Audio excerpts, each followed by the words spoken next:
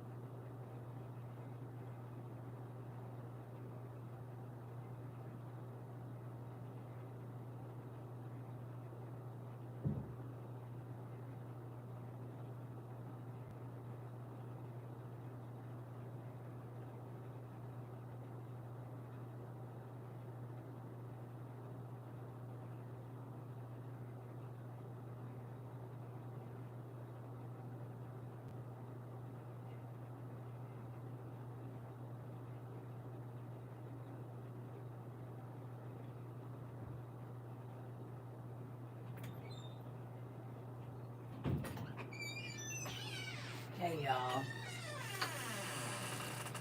Hola, hola, hola. Good evening, good night, depending on where you at. I don't know if this is charged enough. I need to fix that. I think I done broke the damn thing again. Hey, I did. I've been chilling. I woke up early this morning. I got up and I talked to God. I wrote in my journal and used my massager to massage my legs. Went back to sleep. Woke up at about 11. Then I talked to my cousin. Hey y'all, and my baby, and I had to go get me some medicine because I was completely out. I said, "No, what? How do you run out of meds though?" Uh, some people don't never let themselves run out. I run out. I run out of meds. I don't be remember to fill my prescription. And so then I had to go to the stove. Hey, pumpkin. Hey. So, and then I was reading, and y'all know, have y'all realized, hey, auntie, y'all realize that I brainstorm study. Who's realized that? So, like, when I'm reading, I might start out here, but before I know it, I didn't went about 15 different places in just 30 minutes. Okay, but I like it like that because then I get to, I don't know, it's a learning style that, I don't know. I haven't even studied it to see if you're supposed to do it like that, but it works for me. So we move on, right? So I was reading, and I'm sorry, y'all. Give me one moment too while I'm doing this now.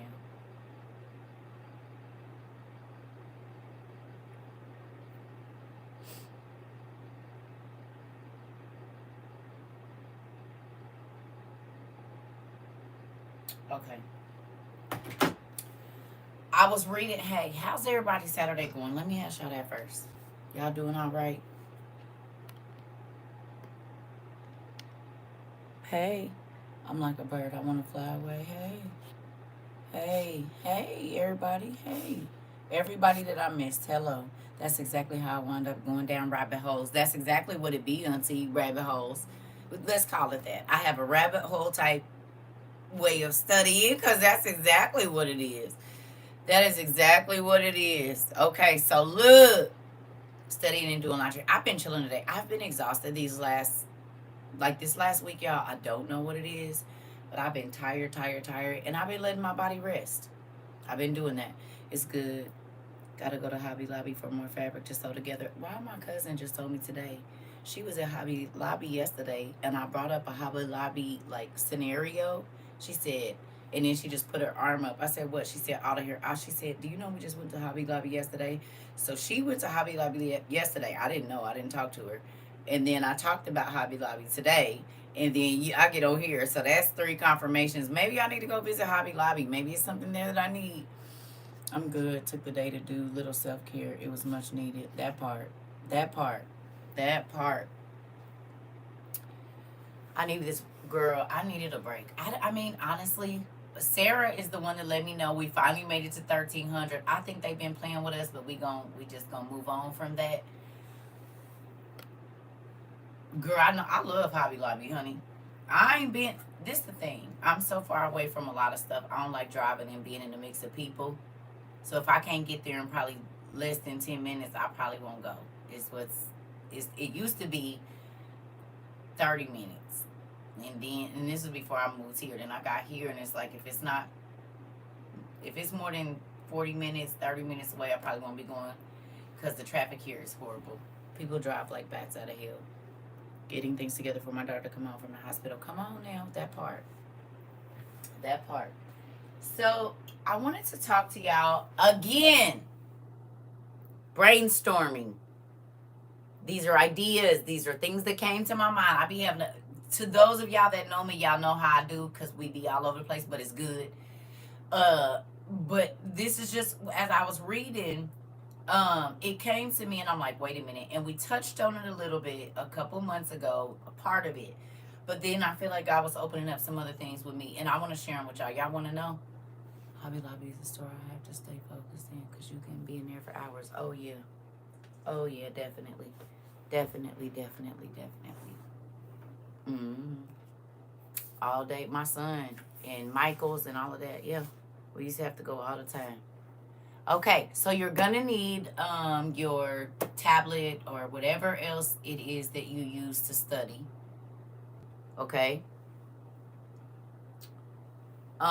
Whatever device, because we're gonna be on Bible Gateway. So whatever you use to get on Bible Gateway, you're gonna need that, right? And then of course your Twitter fingers so that you can look up some stuff.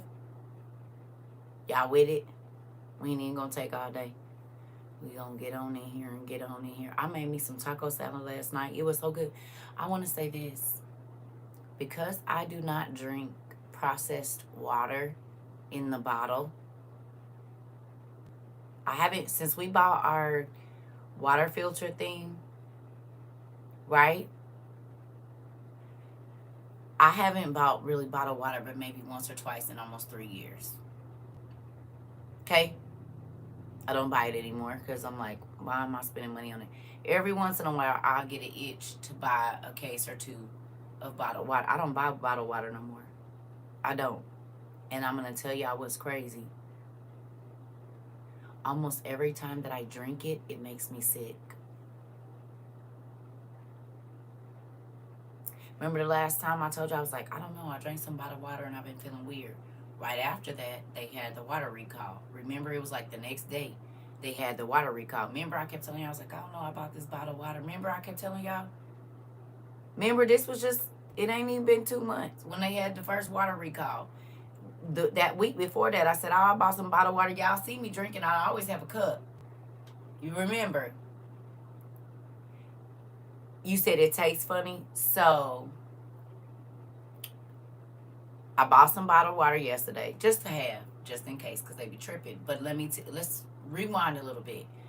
So like 2 weeks ago, I was putting water in my thing and the water looked cloudy. And God kept telling me to put salt, just a little couple sprinkles in our water filter thing. And I'm like, Lord, I'm going crazy. Sometimes, because sometimes you don't know if it's you or God, you be like, okay, God, make it plain. But he had told me to sprinkle some salt, just a little bit, not no lot, just sprinkle some salt in this water filter thing, right? Do y'all know I finally went and looked on the news? You know how you just kind of scroll and it gives you your alerts. Why during the time that he was telling me to put salt in the water? Well, maybe it was a week ago. When he was telling me to put salt in the water, y'all, why was it a water main break in my county and it was a boil water thing?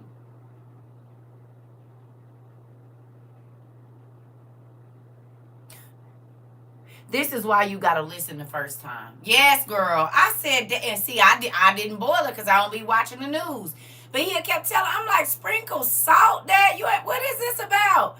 That that that right there. I said, okay, I'm gonna listen next time. I mean, it took me 1 or 2 days to do it, but sometimes, I mean, because my friend used to work for the water company, so I know that it can take them 18 to 20 hours, depending on how the break is, to fix it.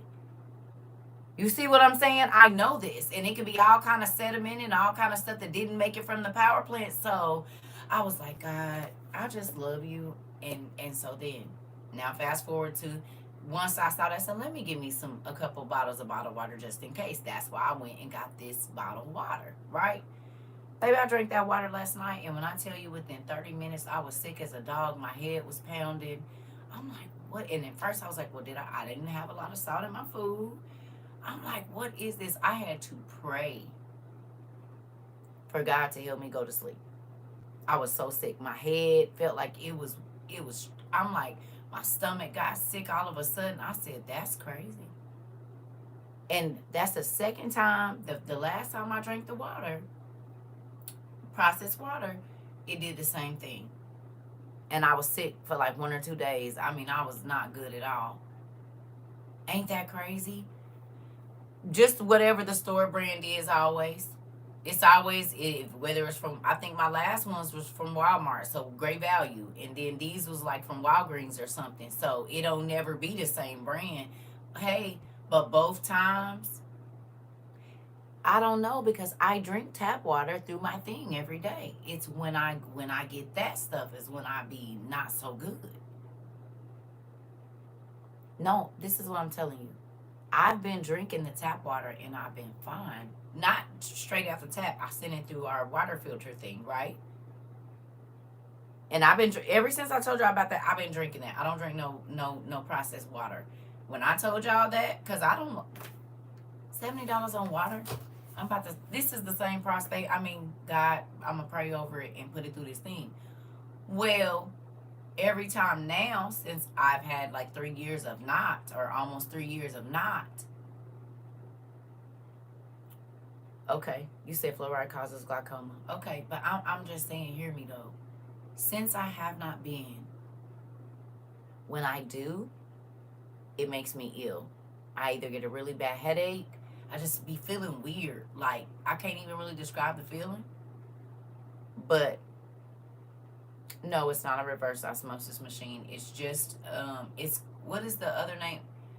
It's called a Pure Well. And it has the charcoal filter in there, and it's the charcoal gravity filter. And it filters up to 6,000 gallons of water. Matter of fact, I just changed my filter out. But guess what? I didn't throw that filter away. You know what I was thinking about? Finding me 2 silver buckets that are stacked. Right? I kept those other, because I know I ain't went through, it's only me. I know I ain't went through no 6,000 gallons of water. But I changed it just to make sure. Right? But I'm going to keep that other set of filters and make me another one of those things, because I got a drill. I can drill some holes in there. And I kept the little rubber things too, right? And use that for when the water is crazy. I can use that for like my bathing water and stuff. Because I'm not going to be drinking it. So I'm not going to really be too much worried about, taking, even though your skin and water absorbs through your skin. I thought about it, if that filter isn't all the way out, because I know I ain't went through no 6,000. Can I please show you what?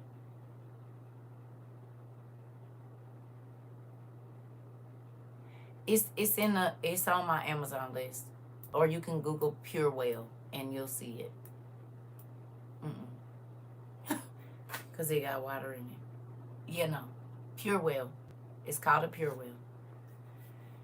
So what I'm gonna do is take the other ones, right? Because I don't think so, and think that they're used up all the way, and just use that to filter the water I'm gonna clean with, or bathe in, or wash up in, or you know what I'm saying, that type of stuff. So I didn't throw them away. I just let them dry out, set them on the counter, let them dry out, screw that thing back on, and I'm gonna find me some stackable something else and make my own water jug. I'm not giving them another $100 for it.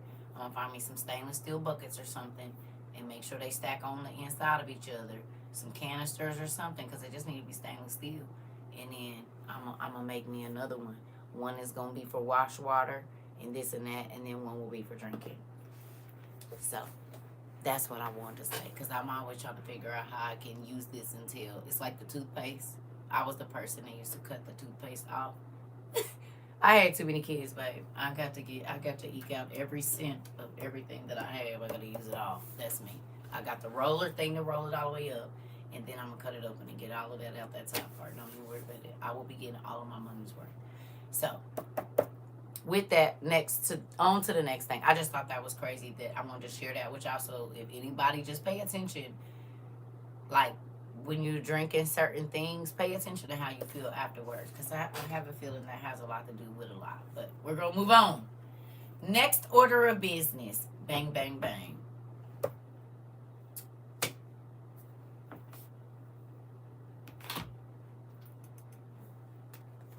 Circa, can you please tell me, where did you get the replacement filters? On Amazon. As soon as you type in Pure Well, they come up. You know when they say buy out 3 at the bottom? Right there. Go back to the Pure Well. Look down there, or just type in Pure Well filter. It's right there.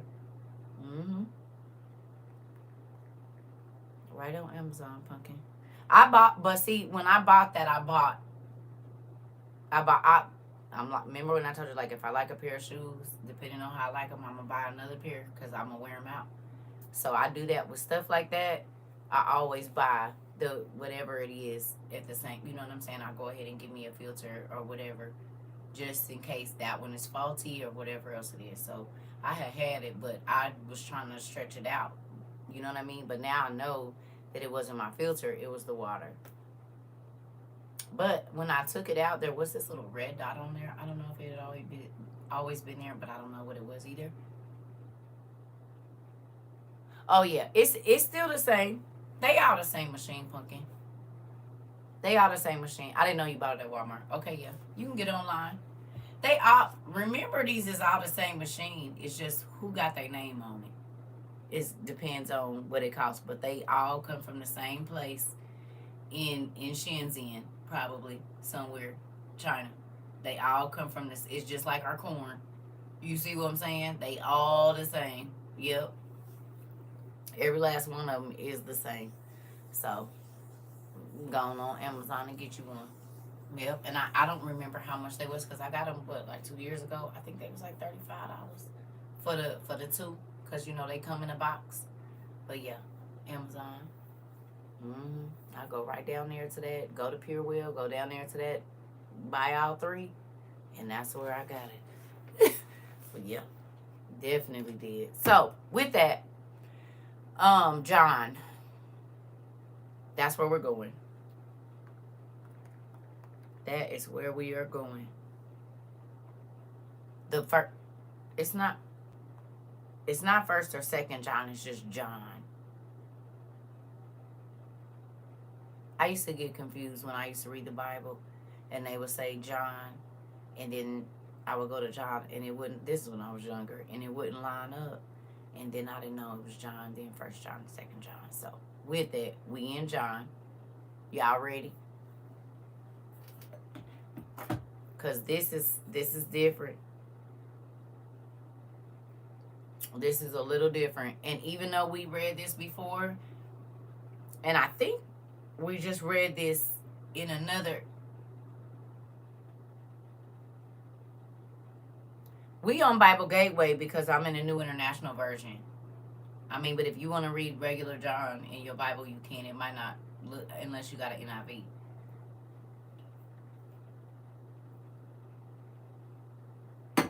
All right. You're welcome. Okay. So we're going to run through this, but not run through it, okay? Because I want to try to get y'all where I'm at with what I saw, okay? Y'all got me? And we touched on it a little bit, but just go with me. Y'all ready?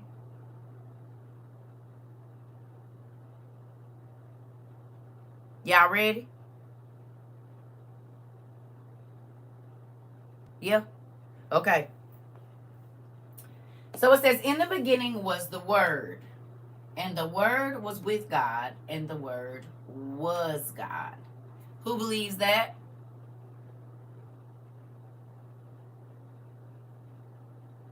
Y'all believe that? That in the beginning was the Word, right? And the Word was with God, and the Word was God. He was with, he,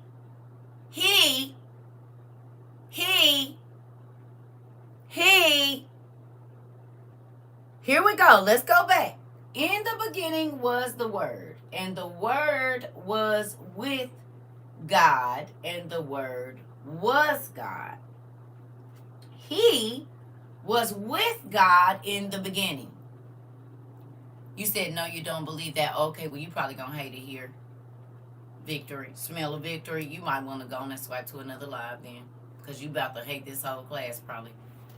And I don't argue with folks, so you'll probably want to just go and, swipe to another one.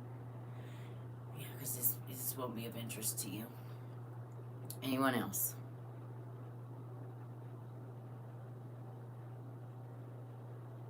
No? Okay, good job. All right, here we go. He was with God. He. Now, in Baruch, what does it tell us about how God is going to be able to go into our muscles? What does it say he's going to do? He's going to go in there and give what?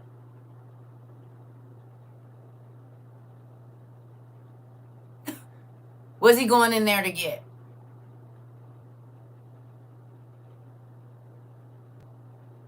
Sin.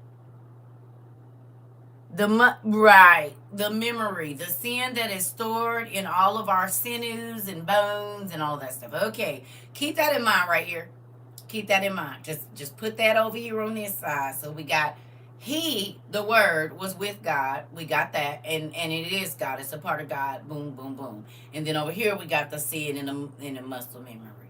Okay, we got that together. Oh no, yeah. It's good though. It's amazing. Here we go. So it says, through him all things were made. Without him nothing was made that has been made. Can you give me the definition of made? Not M-A-I-D, but M-A-D-E. What's the definition of made?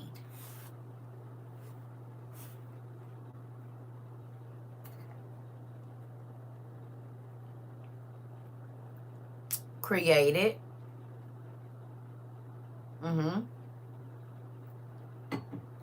What else? To produce. Okay.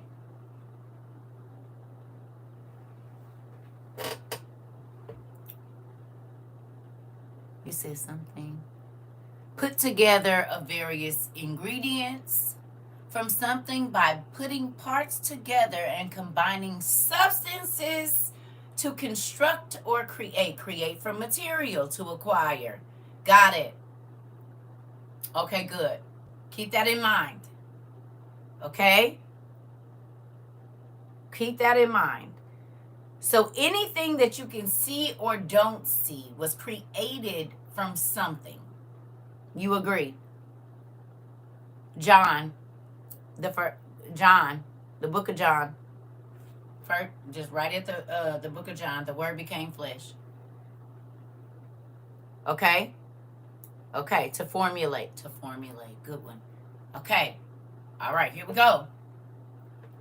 Mm-mm-mm. Through him, all things were made. With him, without him, nothing was made that has been made. In him was life, and that life was the light of all mankind.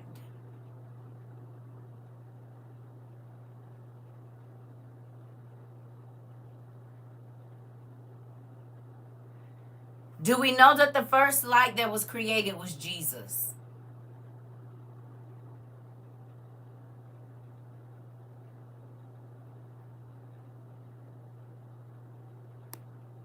And then the lower lights, which are the sun and the moon and the stars, were created, correct? Now let's go back. It says, in the beginning was the Word, and the Word was with God, and the Word was God. He was with God in the beginning. Through him, who was with God in the beginning, all things are made.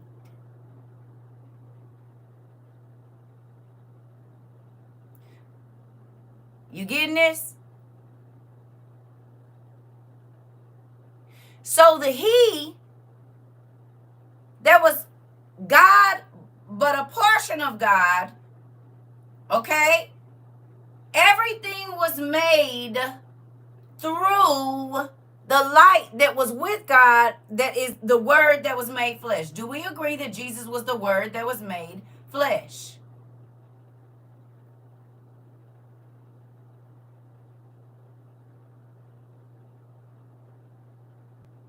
We agree that the Savior is the Word made flesh. We also agree that he's the first light, the light of the world, right? We agree.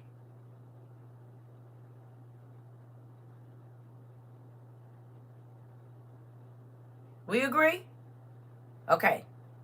I just want to make sure we agree because I need y'all to stay with me. Okay. It says, in him was life, and that life was the light of all mankind. What is the light of all mankind?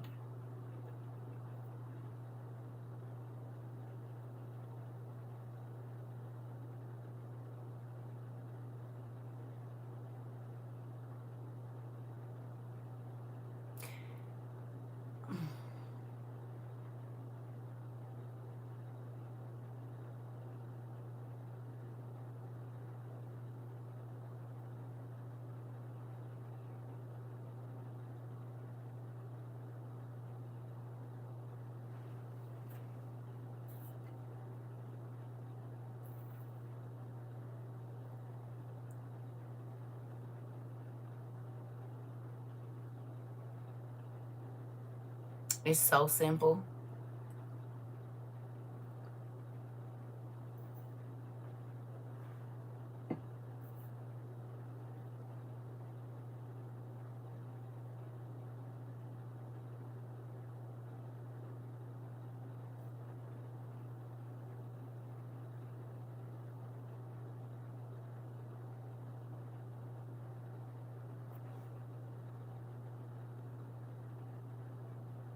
Think.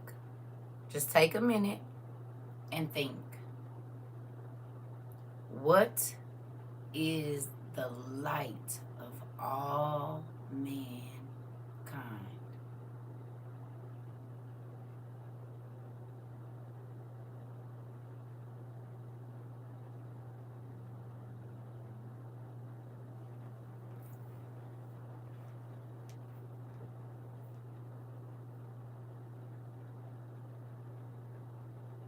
I want y'all to think.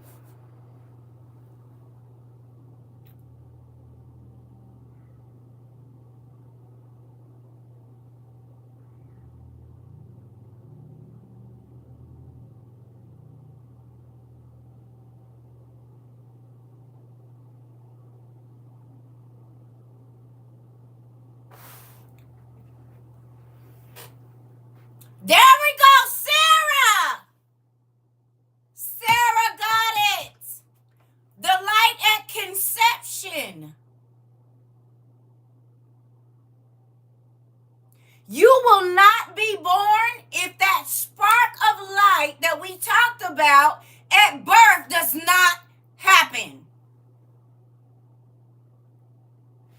That is the light-giving life, because it starts the cells to multiplying so that every single thing through.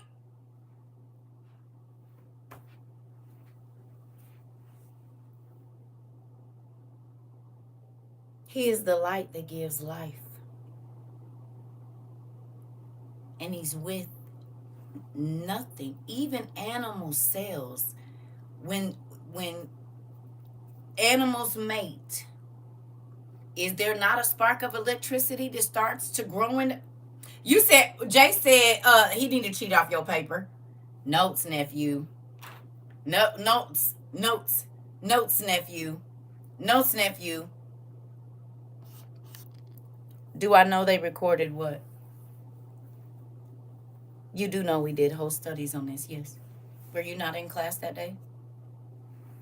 We did a whole 4-hour class on it. Met several days actually. Facts. They said, come over here, Sarah. Everybody said they need to cheat off your paper. Everybody said, come on in. Jesus said he gonna be with you always, didn't he?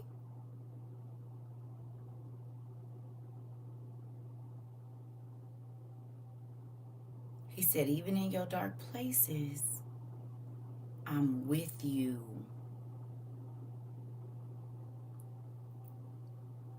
You said laugh out loud. Huddle up, fam. She said, come on over to my desk. Hurry up. I'm going to hurry up and give y'all the answers before she come in here. I love Sarah, too. She be on it, don't she? Okay, so look. Now, I took a few notes. Let's get down here. Come on now. It says, the light shines in the darkness. Does that not happen at conception?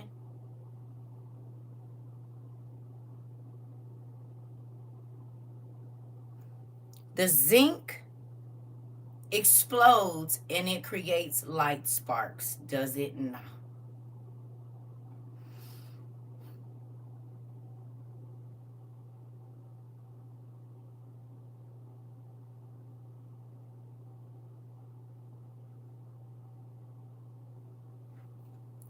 This is why he said, I'm with you always. Listen. Jesus is the prototype for every living thing. Tell me what a prototype is.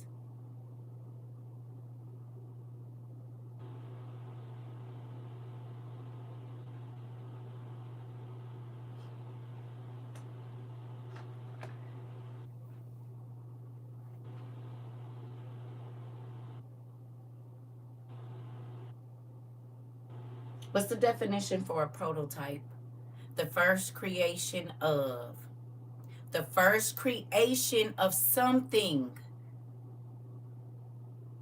The first. It says that he is the first, did it not?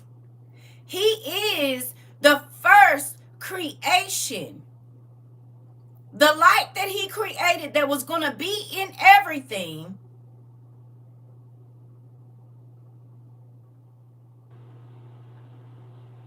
From which other forms developed are there we go. From which other forms are developed or copied. Okay. Who remembers when Enoch got to see God's face and it said his face is fire? He is the Big Bang. Come on, nephew. He is. Now think about this. Remember they said Enoch said that when he got to see God's face, it was fire, but it was sparks coming off his face, did it not?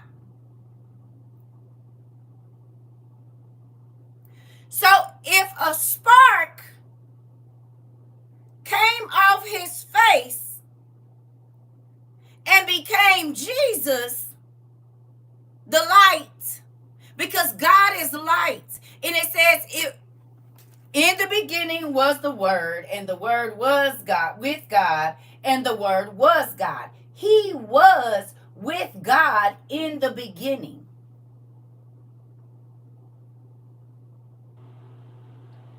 If you get a campfire, you have to put a protection around campfire. Do you not? A fire, like a fire pit. You can't have it close to nothing, because if one of them sparks jump out of the fire, it can replicate the fire that's in that fire pit, will it not? Is it not fire just because it's not in the fire pit? Or is it the same fire that was in the fire pit?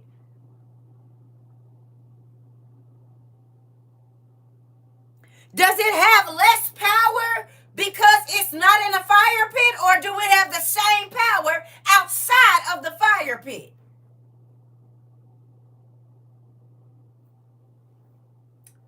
So when people ask you, how can Jesus and God be the same being? This is an easy explanation.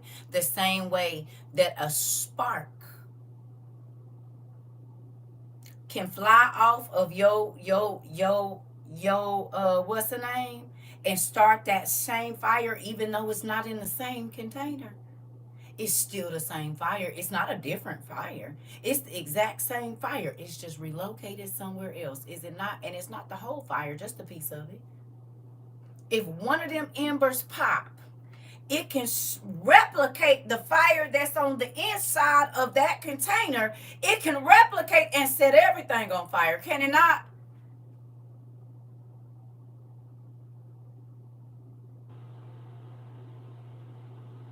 When somebody sets somebody else on fire, they go to see where the fire started. They go to see where the accelerant was poured, do they not? But it's the same fire that burned the downstairs that burned the upstairs. Even though it didn't start, or it ain't in the same place, it's the same fire. Am I wrong? That same one spark starts all life. Troy, please don't ever do that again. You need to be on your live asking for money, honey. You got the same TikTok I got. Don't do that. I don't even ask for money in my live. You need to put as many videos as you can on your page and let them get to where they're going. That's rude. Because if you were in your live telling your situation and I came in there trying to promote my business, you'll feel some type of way. Don't do that ever again. Thank you.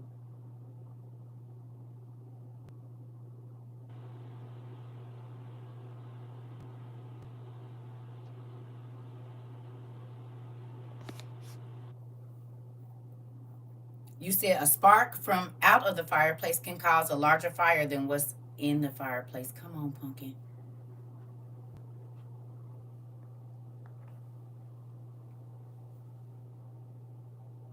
But you can post videos. You don't have to go live. You can post videos. If you keep posting them, they'll show up in the FYP, but you don't advertise in anybody else's page. That's how we look at folks that do that like scammers.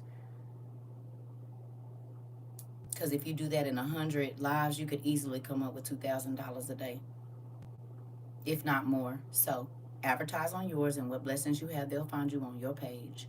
I promise you, they will.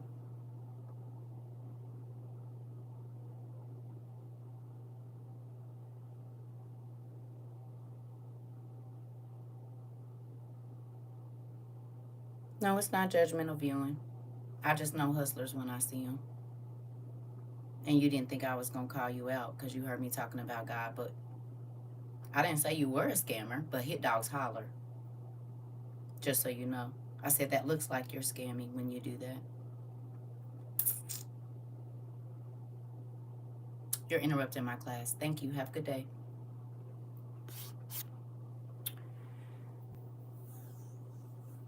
You said it makes me think about the Olympic torch. It's the same flame taken all over the world. Here we go.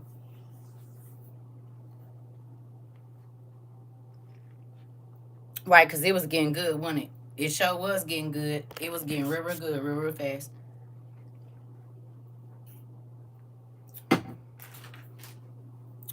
The interruption when class gets going. I'm trying to tell you, it's every time.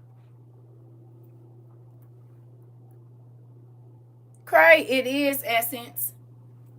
And what happens is they get flicked in their ear real quick, and then they go on and go about their business. And everything around the fire either benefits or is damaged by the actions. Come on. Come on.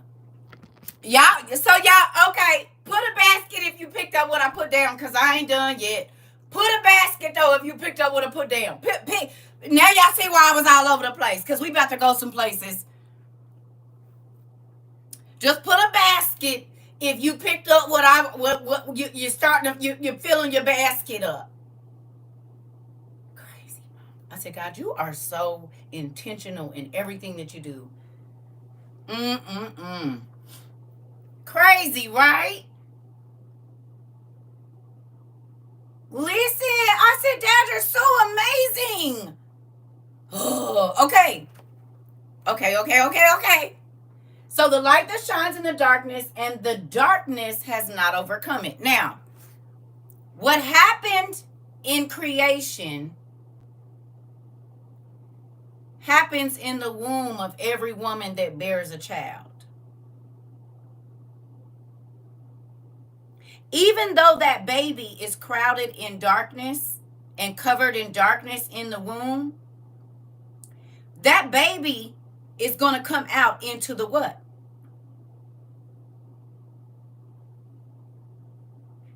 It started in darkness, but eventually that baby got to come to the light, right? How do we start?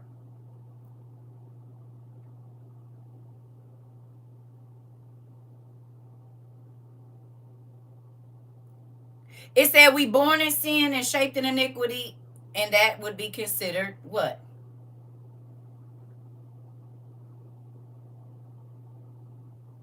You come into this world what? A sinner. It says when you receive Jesus Christ, you receive the what?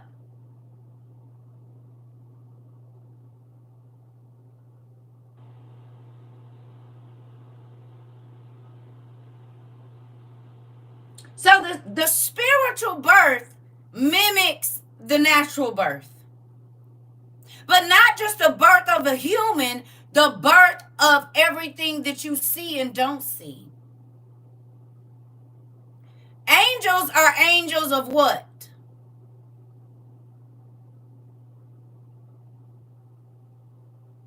This is taking me back to my neurology class courses. Our nerve synapses still have that spark. Come on. We getting there, Auntie. You take some of your stuff out your basket. You didn't got to the end of the line. We're going there. And I didn't even take no neurology classes. Dang, Auntie, can you let me cook and not put no broccoli in my pot, please? And butter. She done came by the pot like Ratatouille, like, this needs him. Yeah, she needs some more stuff in there. Give me a second. I was going to the fridge to get it. You hear me? Listen. But I'm excited. You got your toes wiggling. I'm excited. She said, wait a minute, hold on. I know this stuff. This is my stuff. All right, she done threw the seasoning in there, put an onion in there and everything. Turn the fire down. This ain't going to be done in time. You hear me? Listen. Thank you, Auntie. We getting there. You said I turned down the stove. I knew it. Didn't I tell you? She said I turned down the stove. I know you did. Okay, so look. It says, there was a man sent from God whose name was John, and he came as a witness to testify concerning that light, so that through him all might believe. Right?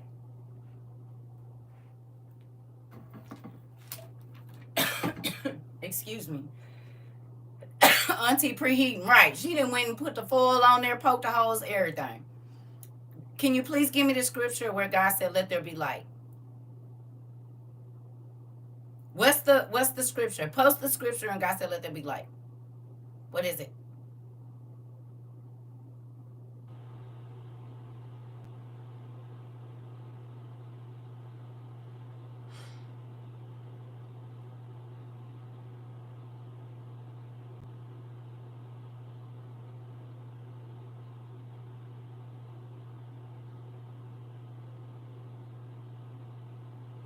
Genesis 1 and 3. Can you post it, those of you? Thank you. Genesis 1 and 3. And God said, let there be light, and there was light.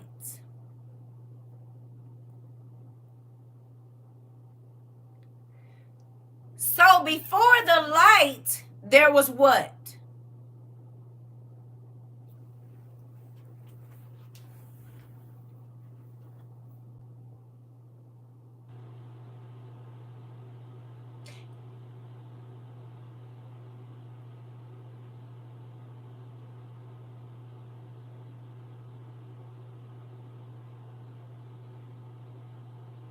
The words.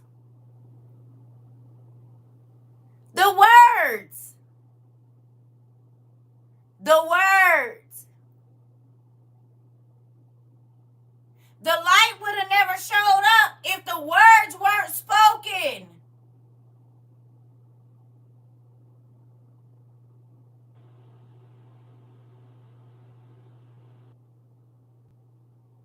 The lights created action. I'm sorry. The words created the action of matter being created.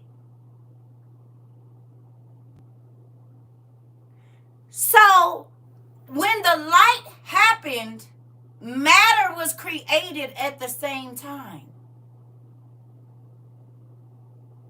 Molecules, atoms, all of the protons and all of those things.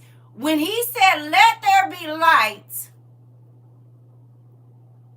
okay, what they say is the Big Bang, but the word came before the light or the action, okay? Now, what does God tell us about our speech?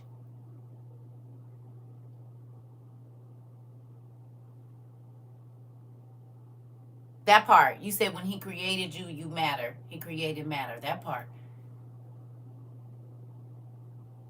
There is another. There you go. Because he said your words have power. But where do your words start?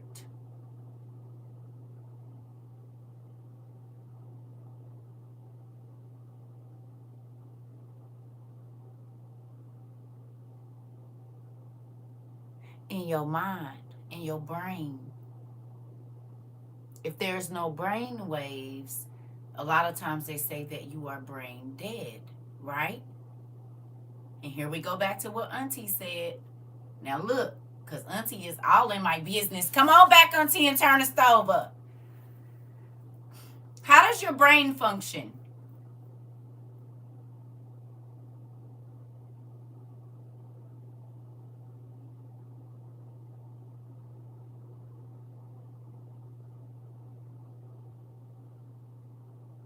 It fires electricity.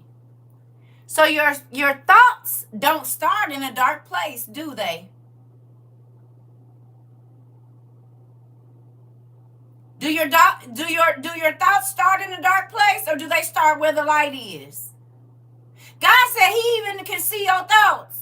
Could that be because your thoughts start in the light that was with him in the beginning?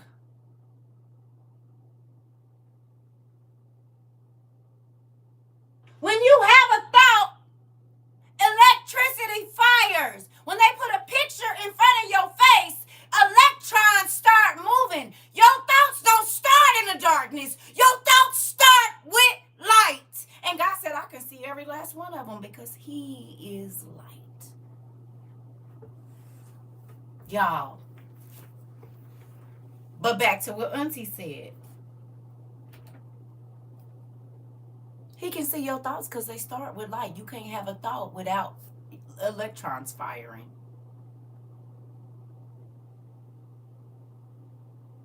You can't. You cannot have a thought without brain cells. Come on. Your thoughts don't start in the darkness. They start from light. Because you can't have a thought if your brain cells are not firing, those neurons and things are not firing. That is what causes the thought. Left hemisphere, right hemisphere, whatever. These thoughts are on this side, these thoughts are on that side. Blase skip, wooty wop. But you would not know that. You said you got me wiggling back here. Your thoughts don't start in the darkness. Your thoughts start in light. They're created in light. Because how do they know you brain dead? They know you brain dead because your brain is not firing. There's no more light in your brain, right or wrong. Am I right or wrong?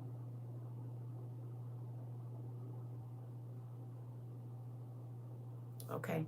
So back to what Auntie then put the carrots in my soup. I took a few screenshots. Auntie came right on in here, was like, yep, cause is. Okay, so look.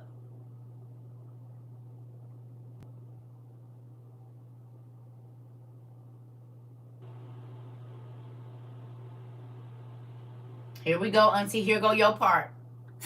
I had to take me a screenshot. She remembered it from class.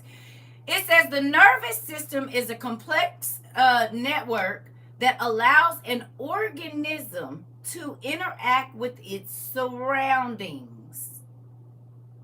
The nervous system is a complex network that allows an organism to interact with its surroundings.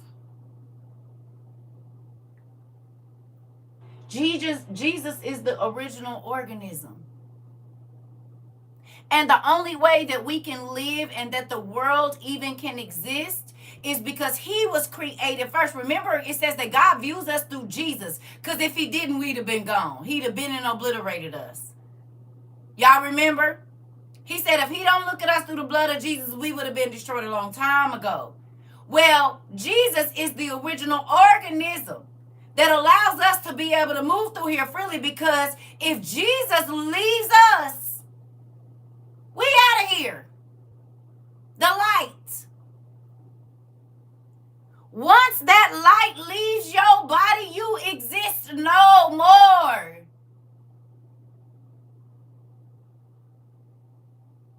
Do you understand that? The same light that was there when at conception is there at your death. He said, I won't leave you. But the only reason that we're even able to go through because what they say, if the lights go out, if the sun goes out, if the stars, if the fire is light, if the inside of the earth ain't heated up and all of this stuff, what happens to us?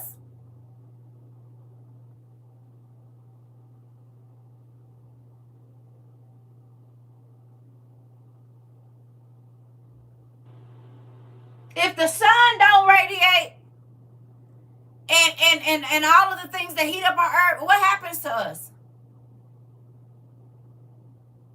We perish. So without light, there is no life.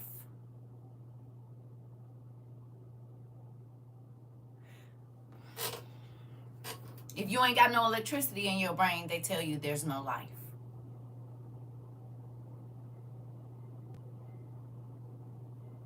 But the multiplication of cells lets you know that there's life.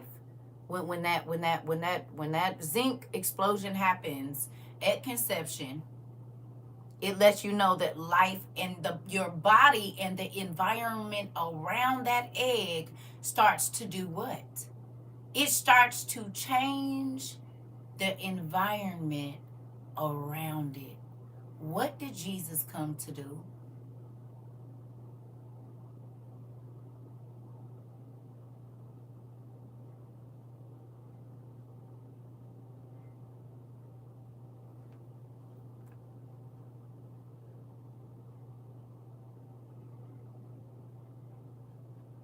To change the world. Where do we live?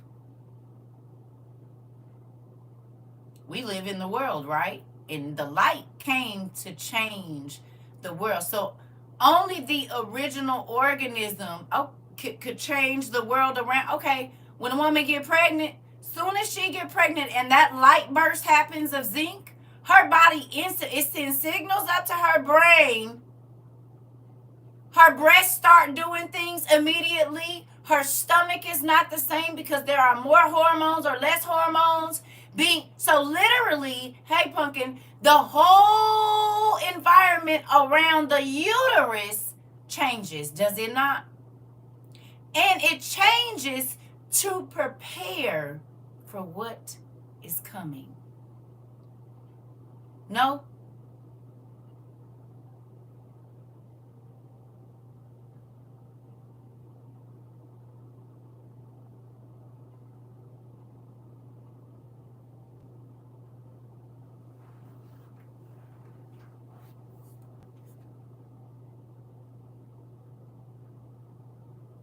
When Jesus came into the world, out of darkness, out of the womb, he came to change the whole environment around him for when he come back.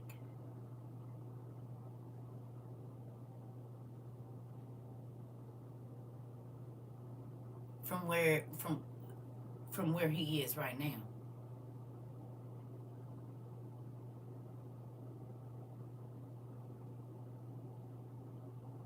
You see?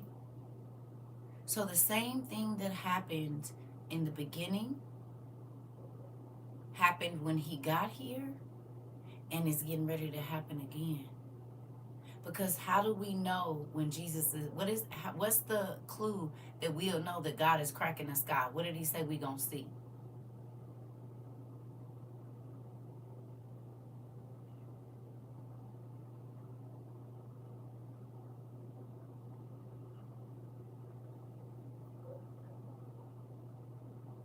What's the first thing he said we gonna see?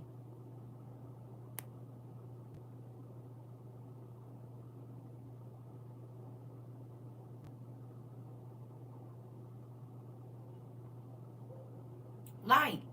His angels is angels of light, and he is light. It's gonna be in all the alien movies they show us. How do we know it's a light and it's so blinding that you can't look into it? Is it not?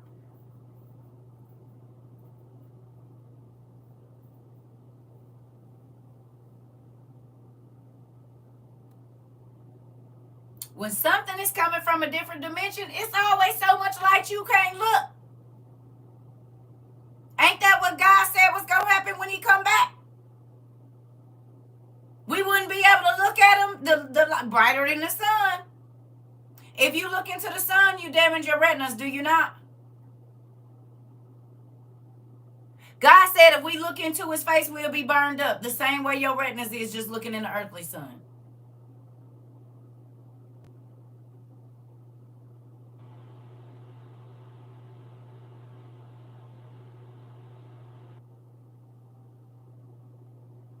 You could be blind and not see his face. Come on. Ooh, here we go. Let's keep going. Okay.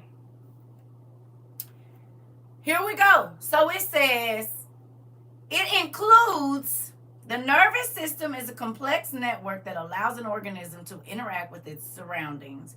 It includes the brain, the spinal cord, and a complex network of nerves. The nervous system uses both electrical and chemical means to send and receive a message. Electrical and chemical. So, just like Auntie said, your brain sends an electric shock, whatever, down to your fingers to tell them to move. Wiggle your toes. Your brain had to send a message. The electricity travels through the nervous system, right? Down to wherever the what do you call it? Receptor is, to tell it to do what it's gonna do, swallow whatever else, right? You said my son has a disconnection in the nervous system. Interesting. Okay, so look. But the first way that you know a nerve is working is what? How do they test nerves to see if they bad on your body? What do they do?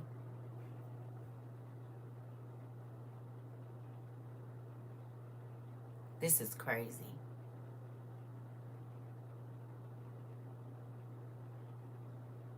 They do electric shocks, electric impulse to see if the nerve is any good. So they have to put light into the nerve to see if it reacts. That's what y'all telling me? They have to put light into the nerve to see if it reacts. If not, the nerve is dead or necrotic, right? Right?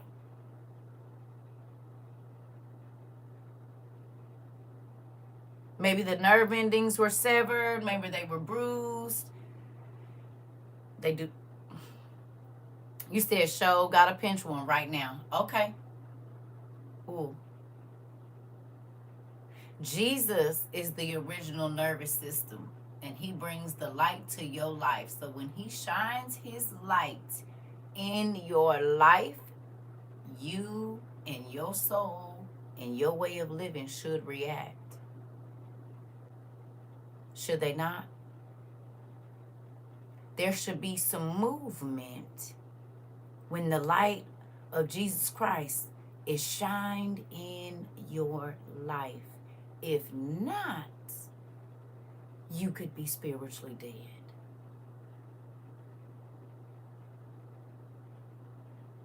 You hear me? You getting me?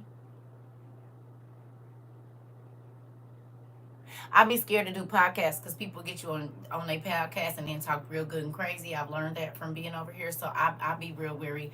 I still ain't even been able to do Miss Grave Woman's podcast, and she asked me 3 years ago. I be nervous about that because podcasters be flipping on people, and it's real messy in podcaster land. I just want you to know.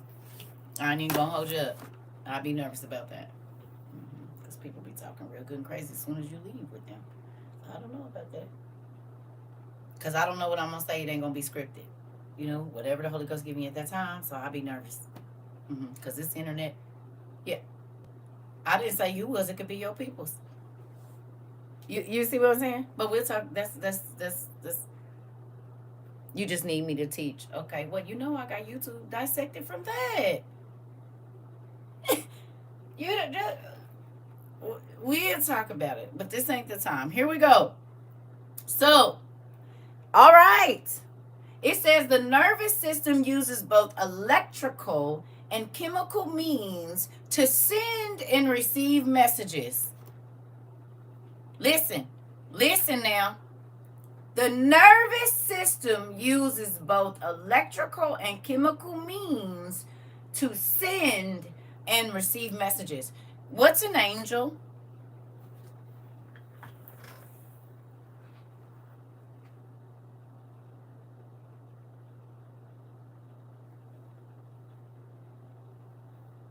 A messenger. Right, Hunt Spider, you picked it up. You picked that up. The same thing that happens with your brain happens with the angels, and they're made out of the exact same thing. Light. And they take messages from God to us in light speed. They react at faster than the speed of light or the speed of light. You said this is crazy. I love the way you teach. Thank you so much. Are you getting it? And think about this. Angels can be a non-matter being and a matter being. Electricity and chemicals run through the same nerve endings and all of this, but they don't clash.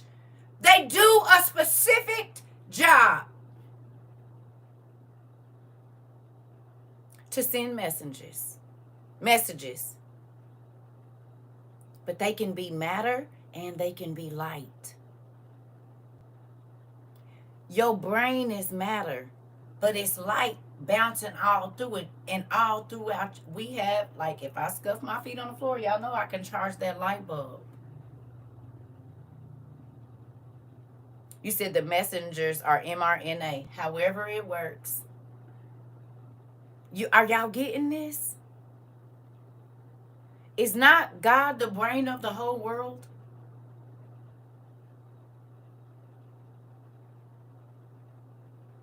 What is the church called?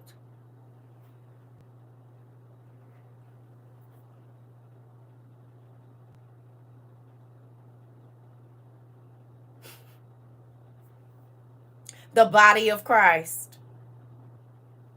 The body or the bride of Christ, but the body mainly of Christ. The body of Christ.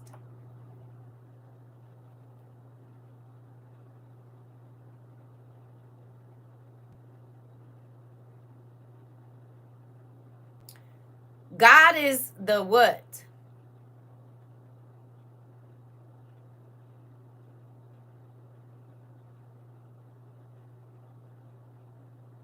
The head. But God and Jesus are the same being, are they not?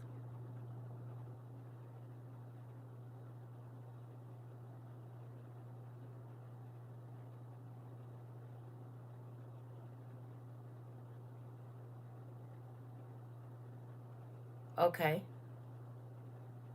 So since God is a being above comprehension, they are. They are. They are the same being. We just talked about that. You might have just got into class. But yes, you'll have to go back to the beginning so you can understand how they are. Were you here when we talked about fire?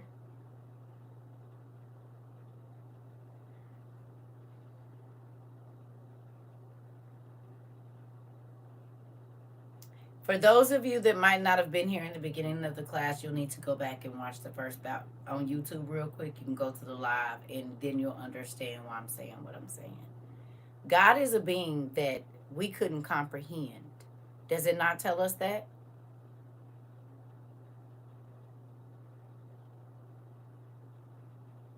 He said we couldn't even comprehend him. Like, so he gave us Jesus so we could somewhat comprehend what it's like to be around God. Right?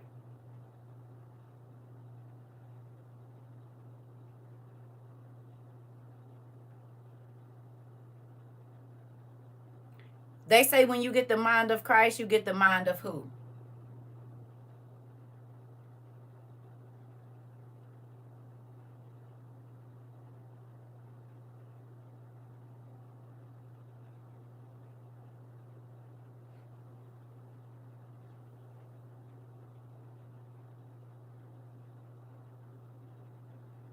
When you accepted the light in your life, did your thoughts change?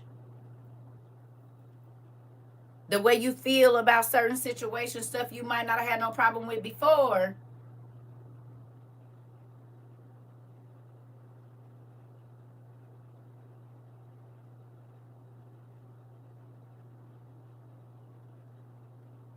Yeah, not instantaneously, but over time. You started to not be okay with stuff that you was fine with before.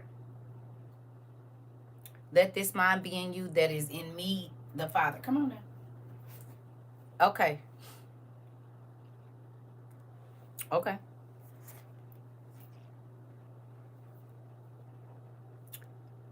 Do me a favor. Look up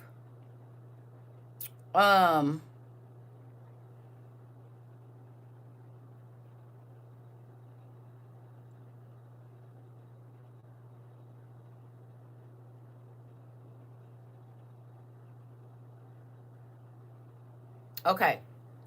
Can angels change their form? We know that, right? Angels can change their form.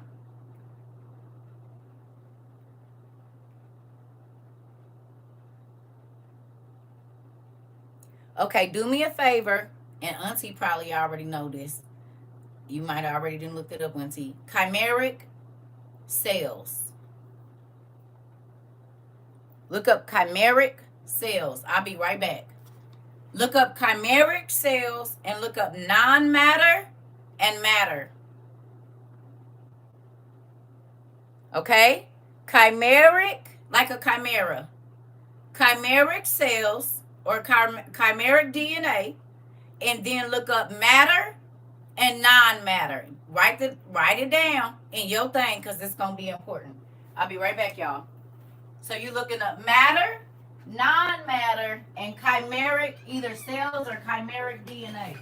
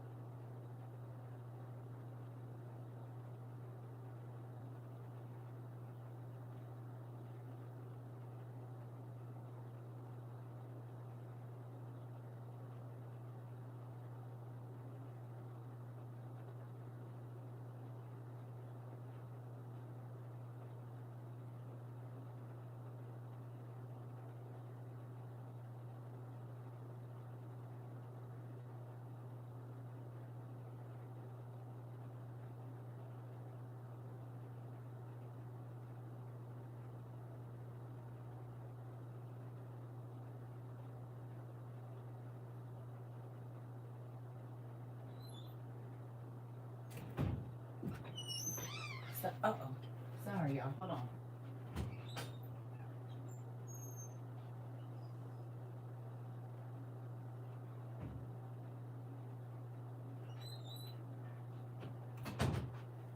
So the Bible tells us that you never beware, you never know when you entertain. Some of y'all did not beware, but some of you have entertained angels without even knowing it, right?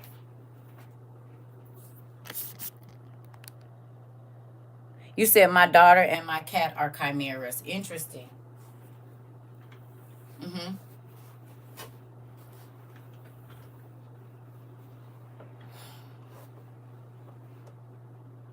What do chimeric cells do? Or how do they operate?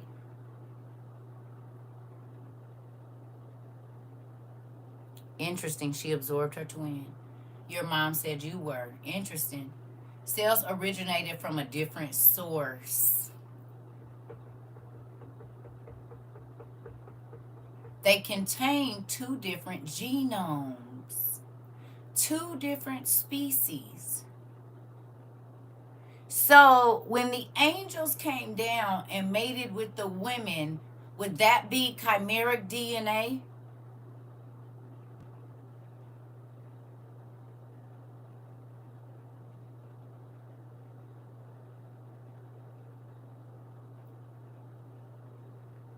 And since the angels are able to change their form, when they went into the animals, would the animals and the people be able, the beings that they created, be able to change their form? Because we know for a fact that angels do.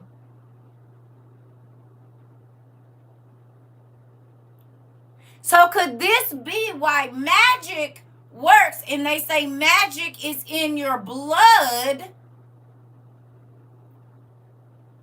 Right? They say to people that they say magic is in your blood. We sense it. We can sense the magic in your blood. Well, we know for a fact, okay? Shapeshifters. And they keep telling us that the reptilians are an old line of whatever, don't they? And they said that they can shapeshift. They have two different types of DNA that are from two different genomes.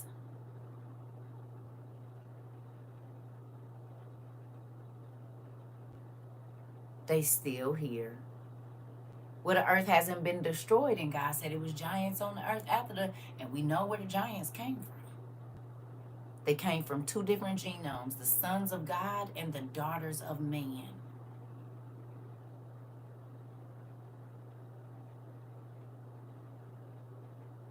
Right? Did y'all look up non-matter? Matter. Oh, and the other one, even though I know y'all already looked it up, they never left, right? Incorporeal. Tell me what the definition for incorporeal is. And then we're going to get back to some. And we said this before, but it's all, the pieces is being put together.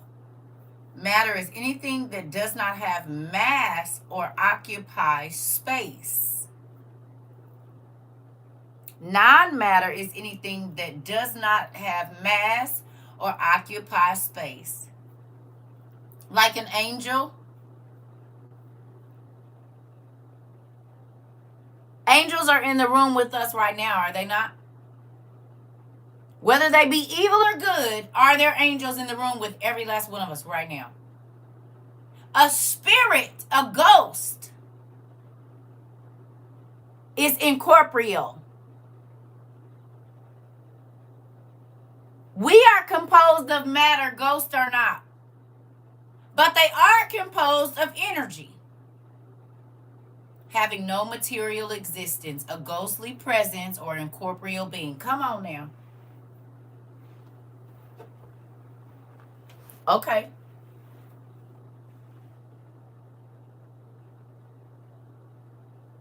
What is a thought?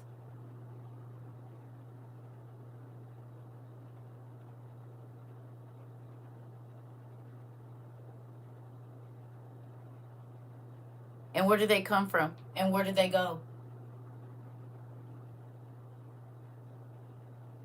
Energy. Our thoughts start in the light. But can you see them?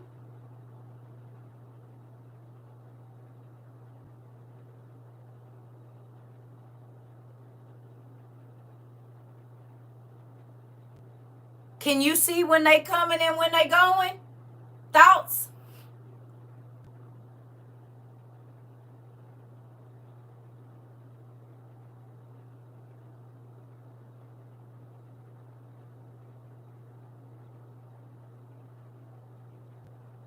You said conception, concept, idea, impression, and notion.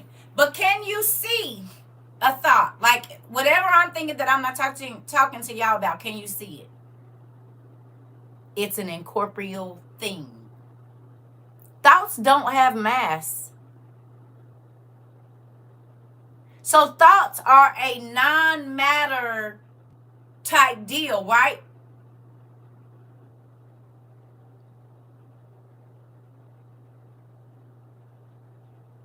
Like angels.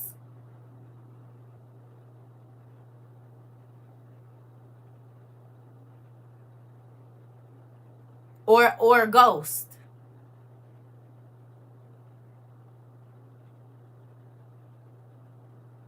Right?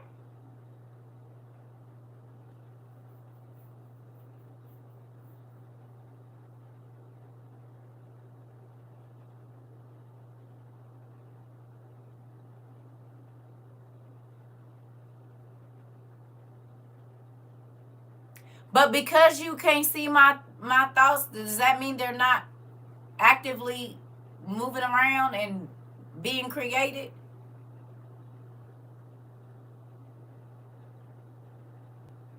Thank you.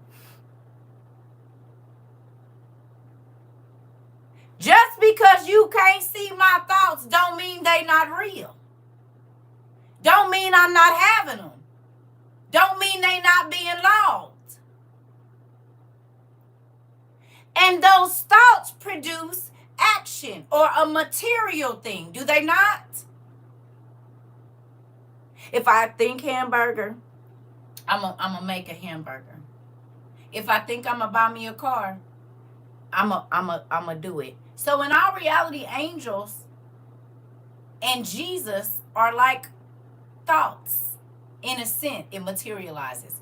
The words, because you have to think words in order for it to materialize. God said first was the word. He spoke the words, let there be light, and Jesus showed up. Jesus materialized. A piece of him, which was a spark, the light, because he is a burning light.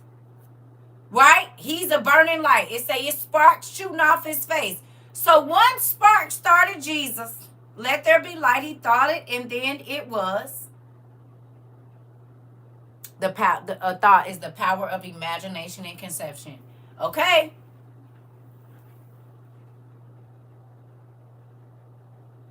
Jesus was thought up where?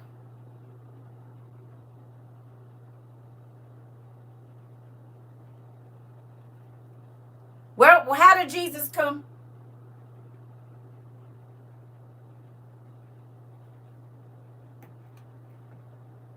God's mind.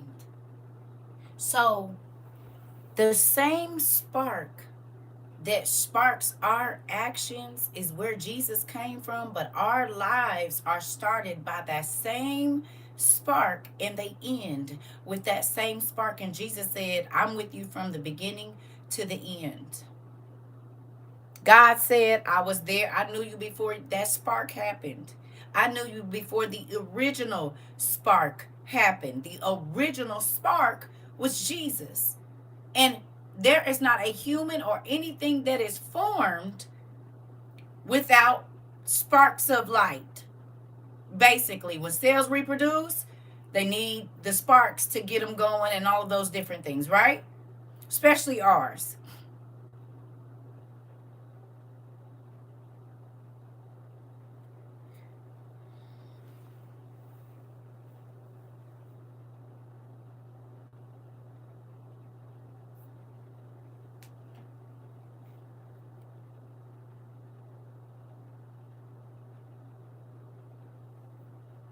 The nervous system controls the ability to move, breathe, see, think, and more.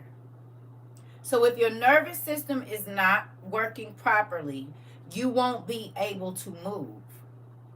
You won't be able to breathe. You won't be able to see, and you won't be able to think. When something goes wrong with a part of your nervous system, you can have trouble moving, speaking, swallowing, breathing, or learning.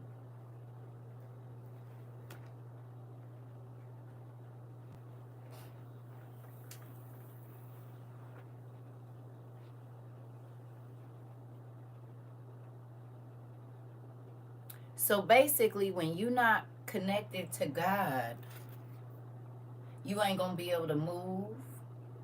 It's going to be hard to breathe or feel the breath of God. You won't be able to see spiritually, and your thoughts is going to be negative or dark or evil. When you're not connected to God or Jesus, if Jesus is the original nervous system,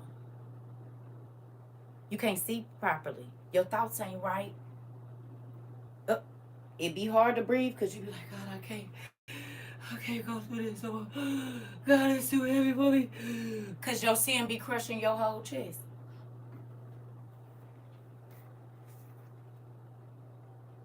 Stay connected to the vine. The life, the light.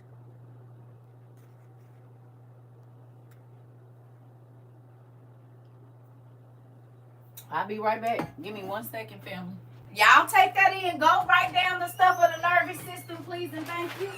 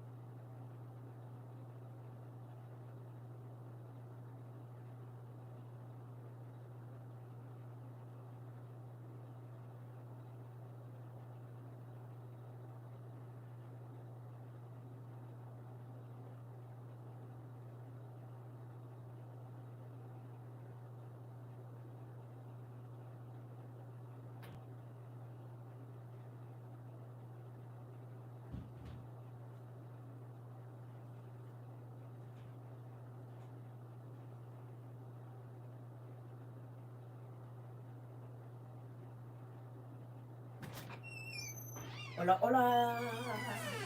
You don't stay connected to God, you become spiritually dead. Do you not?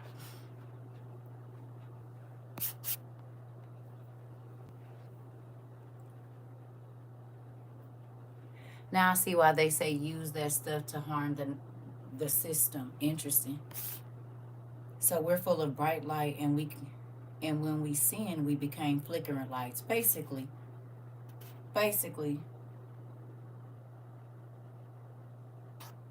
you said yes. I mentioned having a baby, just joking, and was pregnant.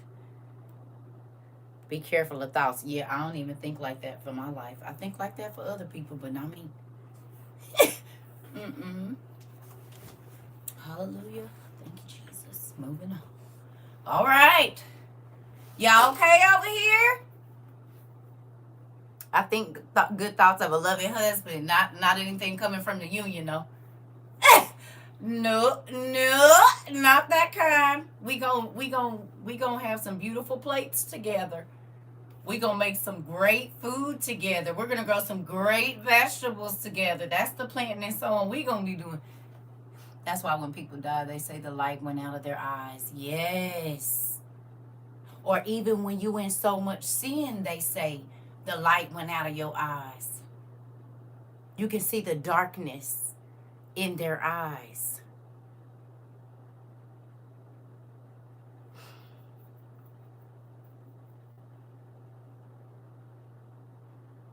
Y'all okay over there?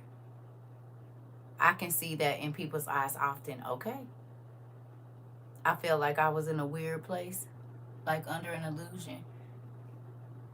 Auntie, how I do? How I do, Auntie? If you still here, because she got all in my stuff. I said, dang, she didn't jump right on to the... You didn't heard this lesson before somewhere, Auntie. Just tell me. Maybe somebody did. But ain't that crazy, though? When you think about how much of your existence is connected to God already. But you know what else makes sense about this? Why the angels that fell, God turned them to angels of darkness. And remember, we talked about them wanting to get back to the light. This is why a lot of magicians and people like that use candle magic.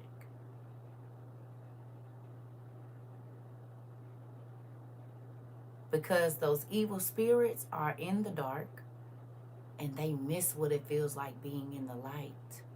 Think about this. If they are energy, when they possess our bodies, the moment we start to sin, the more sin that we are in, they fire up these good old neurons. This is where addiction comes in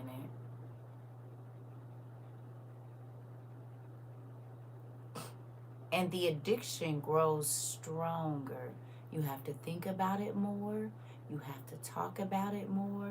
And once you do it, then it releases some type of chemical in your mind. What do demons feed on?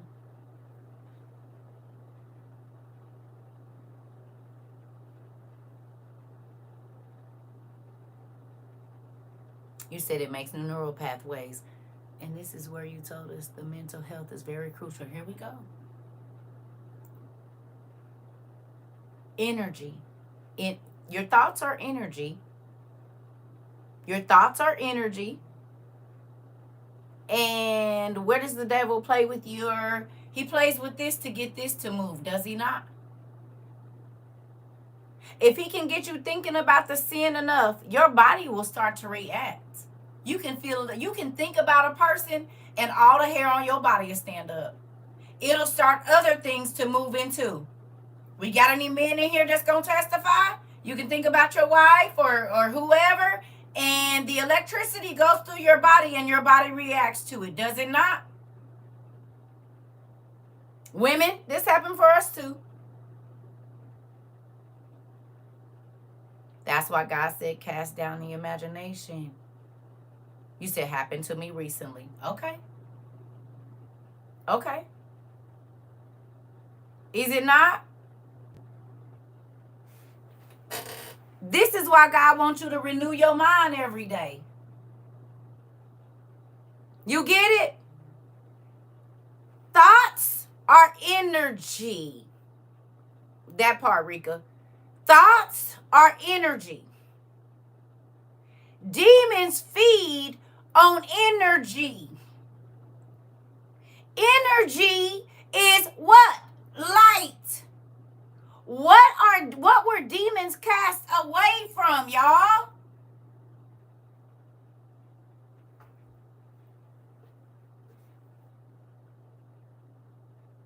The light. So the closest way they can get to God is getting in your mind. You said what?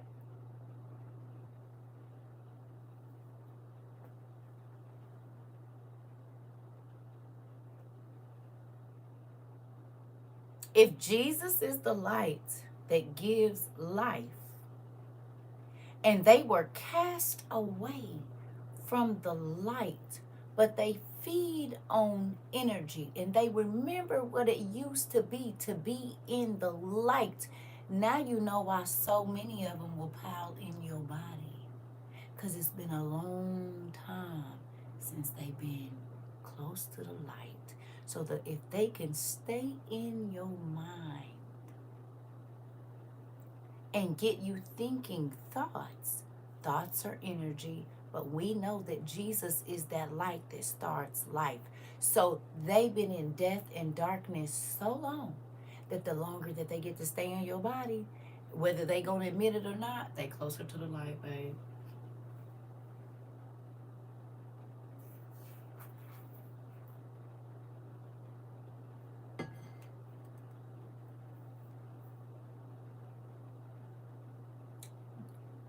When they do magic, what do they put out? Candles. They say that brings them to you. They be looking for the light in darkness. Okay? What's in your mind? Light. I'm stingy with my light so those demons can kiss my dome. You know what? That part, Mark. That part, Trinity. You get me? Yeah, I was over here down a rabbit hole, Auntie. I don't know if you still in class, but thank you, because she talked about the synapses and all of that. Oh, yeah, it was all in here. So, you know, I had to go looking it up. She just put my pot on boil a little bit. I was trying to get to it. She hit it right on the nail. Trying to tell you. And everything is connected to your nervous system. Is everything in this world not connected to Jesus? If he's the original light giving life, everything that we see and don't see is connected to him, is it not? And he always talks about, God talks about throwing us in the outer darkness where there's no light. Oh.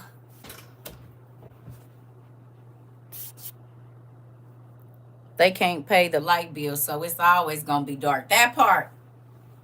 Using you to get closer to the light. Let me ask you a question. When demons come, is the nervous system the tree of life? It very well could be. That's probably why the ancients worshipped it. I can see that being that. As above, so below. And Jesus is the trunk. If you could look at it like that. Because he's the connection between the above and below, is he not? So Jesus is like the trunk. The trunk connects the branches and the roots. Jesus is the go-between between us down here in the darkness and the dirt, and the tree. The top of the tree always gonna get the sunshine and the light first. But the light travels from where? It travels from the sun down the branches, do it not? Down to the roots that's in the darkness. Well, God sends word from his angels in Jesus from the light all the way down through the trunk. It come through Jesus, and then we get it down here in this dark space where we at. And it fosters growth. Everything is just replicas all over the place. What's the first thing that starts to form in a human being in the womb?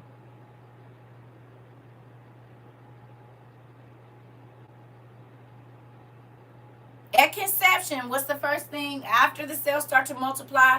What's the first thing that starts to? The brain.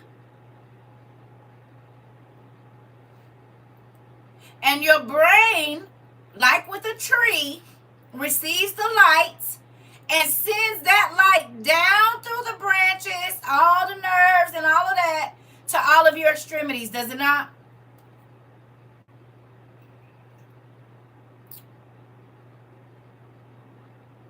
Right. A pulse of light happens.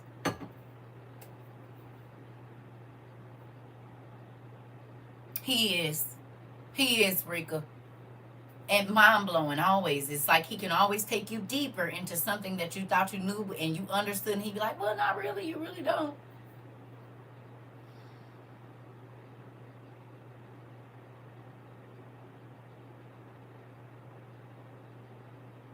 Does God have a physical body?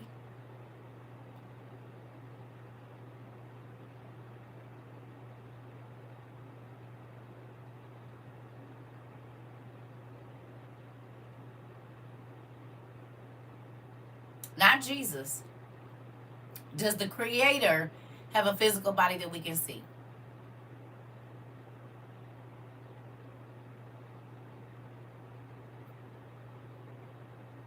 No. But is he alive?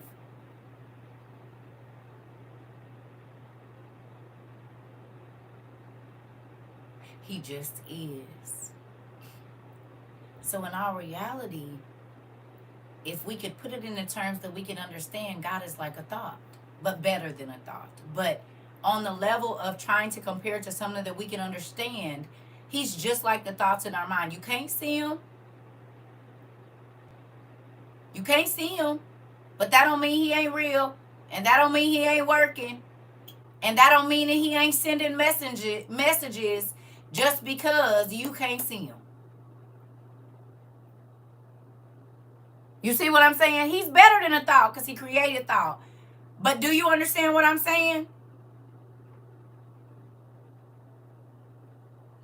If we were to think about the chemical makeup, if there is one, of God, it would almost be like how thoughts move and send messages to our body, because a brain has to have light to work. But that brain is in control of every single system that is in your body. This is why you can have a limb amputated, and they call it what, ghost limb or whatever it is, phantom limb, because your nerves is still getting messages even though the rest of them nerves have been severed, or the rest of those muscles. But people say that they can sometimes look down and see a leg even, or have pain in a limb that is no longer there.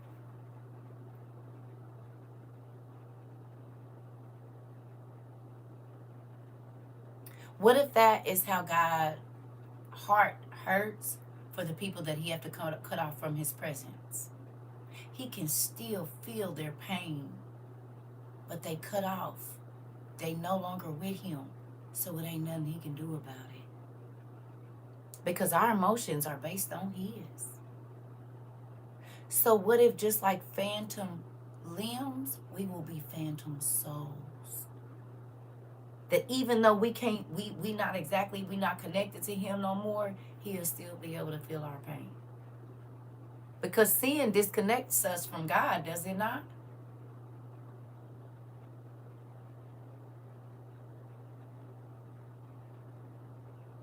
We can't feel his presence. It's just like amputated limbs, or necrotic cells, or necrotic nerves. They not connected to the system anymore, so they don't fire. There's no power. There's no electricity. There's no light. There's no movement.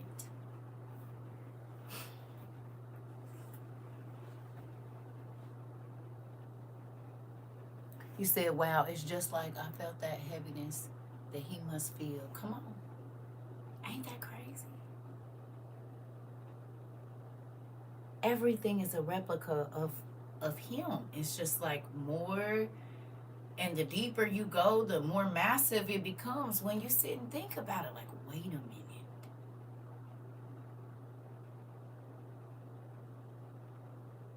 Can I ask you a question?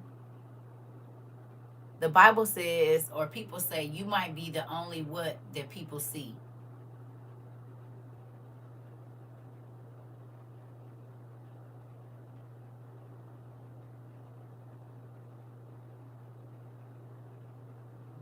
Yeah, but it's another word. Well, people say it. You might be the only people see. It's a Jesus.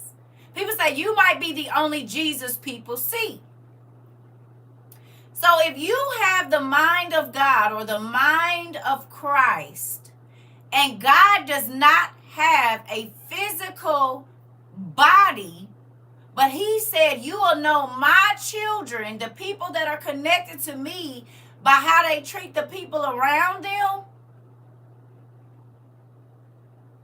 Do you see how we could be the body of Christ? With God as the head, Jesus as our nervous system, because the thoughts come from God, brain, to the nervous system, Jesus. You said, I'm flipping the table on today. Okay. To the extremities, us. We are the extension of God on earth, are we not? Once you come into. So now do you see how we the body? Because the body moves and does what the mind tells it to. But there is a process in between the brain and the extremities, and it's called the nervous system. Jesus is the nervous system. God is the brain that sends out the electrical pulses. Jesus receives them. Okay? And then sends them to us. The body. The body. But if your relationship with Christ is not where it needs to be, you won't be able to see.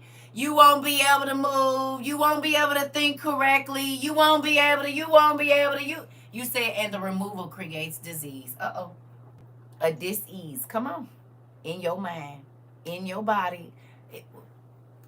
I just want to know if you got your basket. And have you been picking up the fruit off the floor? That's all I want to know, because it's still good. You just didn't have to climb the tree to get it. Anybody? A complete network. You said you got my toes wiggly and wanting to run up and down this Beyonce internet. I'm trying to tell you.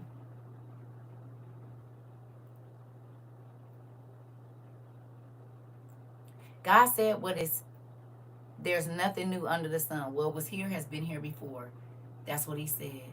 And in every area of life, when you look at creation and life and how it starts and what it does, it's the same thing when he said, let there be light. But think about this. When Adam and Eve sinned and they listened to the devil's thoughts, or they didn't recognize the true light, the synthetic light. Okay? Because if your nerves are firing on their own, that's the original electricity working your body, right? Or a pacemaker. Your heart got its own electricity. But when your heart ain't pumped, the electricity is not going, then they have to use a synthetic electricity to get you back going. Is that right? And the synthetic electricity that is not normally from your body is keeping you alive. Right? But sometimes it can be more harmful to have that, because you got to watch where you go. You can't be around everything. Certain devices you can't be around, because it can make your stuff not act the way that it was supposed to when you're not using what is the original. Right?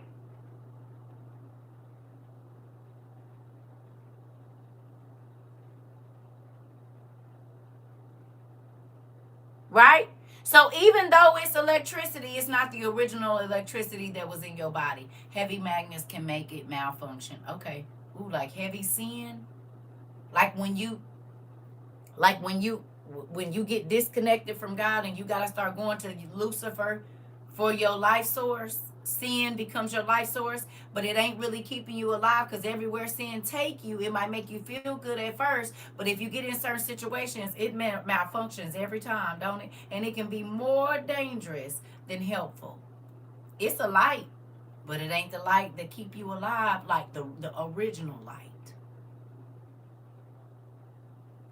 When you in sin, don't you got to be careful where you go? Because it can be more dangerous. You could be going to try to get some money to whatever, and it cost you your life. Because it's a fake light. It's a generic or synthetic light, and it'll give you life for a little while, but after time, it's gonna run out, like a pacemaker. And you either gonna have to get a new hobby, or get a new contract with the devil to keep living the way that you live. You got to do more. It's going to cost more.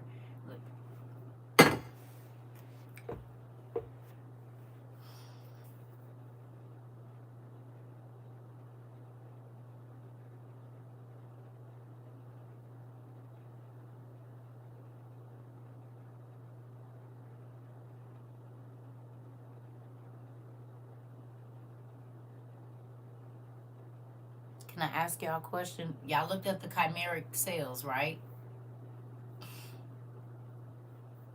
Who looked up the chimeric cells?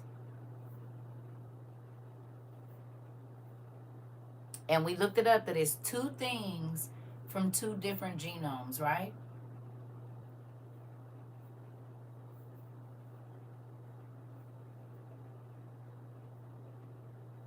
Y'all realize that's the angel and demon scenario as well?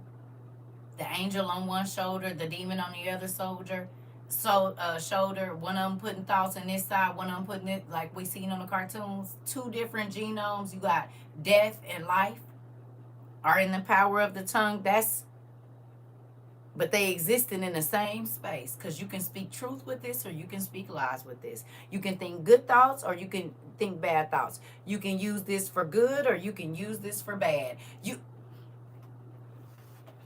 And they come from a different source. But get this. Sin can change your appearance, and living right can change your appearance too.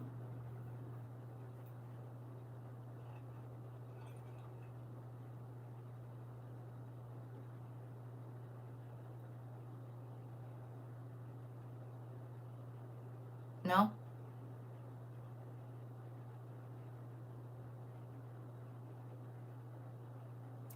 If you stay thinking dark things and doing dark things, your appearance becomes dark. And I'm not talking about your skin. You can see it in your eyes, the evil in a person's eyes. But sometimes you can look in a person's eyes and know you're safe. And the countenance of their face almost glows. Their eyes have a different light in them. You hear me, Eric? You hear me? It's all double, but right there together, but all mixed in. You can't have one without the other. Whoa, so that bearing light to how they can tell the true Christians from the sinners through DNA. Listen, here we go. The light brings right. Right. Now think about this. What is the devil's mark going to be? It's a name for it. I used to struggle with that. Who my thoughts was coming from, God, the enemy, or myself. Well, he'll let you, he when he send you confirmation, you know. You're welcome. What is the mark going to look like?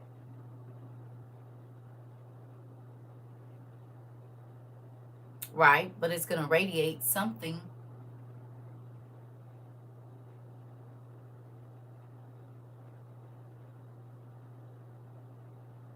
Lucifer, change in the DNA of luciferase. The luciferase is that blue stuff that glows. No, the luciferase, right? That's why they putting up. Never mind, because I gotta be careful what I say. Luciferase is light. Lucifer was the what? Angel of what?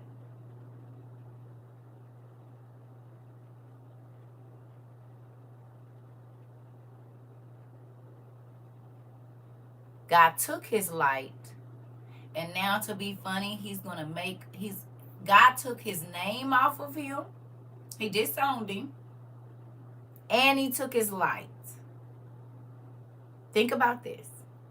And he put him away from where he couldn't see the light unless he come in to complain. That's the only time he get to be in God's face is when he come in trying to ask, can he do something to us? Right? But the mark is going, okay, so God disowned Lucifer. God took Lucifer's light. Y'all don't think that it's crazy that them two things is the two things that's going to be a part of the mark? Light and ownership.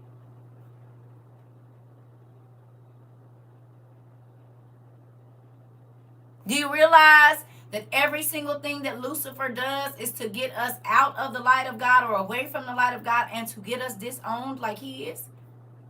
But then he's going to show God, I got them to be loyal to me, so I am going to mark them with my light, and I own them. I own these souls.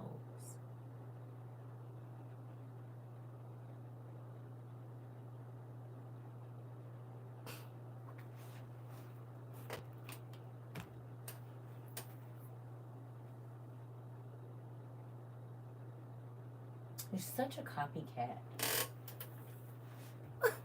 He can't get none of his own material, honey. He always got to use somebody else's stuff. Where is my book?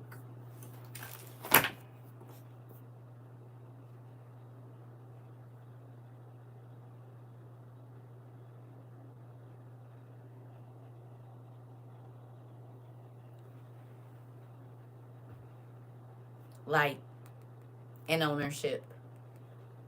Light and ownership. Light and ownership. Two things that God took away from him. He disowned him and said, that ain't my son. And he took his light. And those are the two things that Lucifer is going to use to mark people. The numbers, which mean I own them, and the light, which you took from me. You said you ordered that book and Walmart never gave you a book. Girl, you should have been on the hunt now. Hold on. You can't take my money and I don't come looking for it. It's like taking my kid. Shoot, I'm on my way. Y'all right over here? Y'all good? Auntie? Mari, I don't know who all still in class. Y'all right, T? Eric, y'all okay?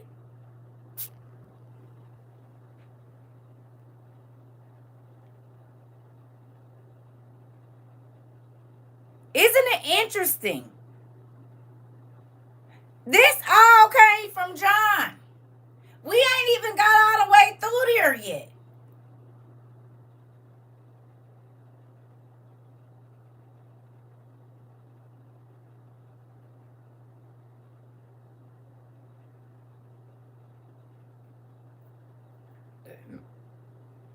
Excuse me. Jesus says,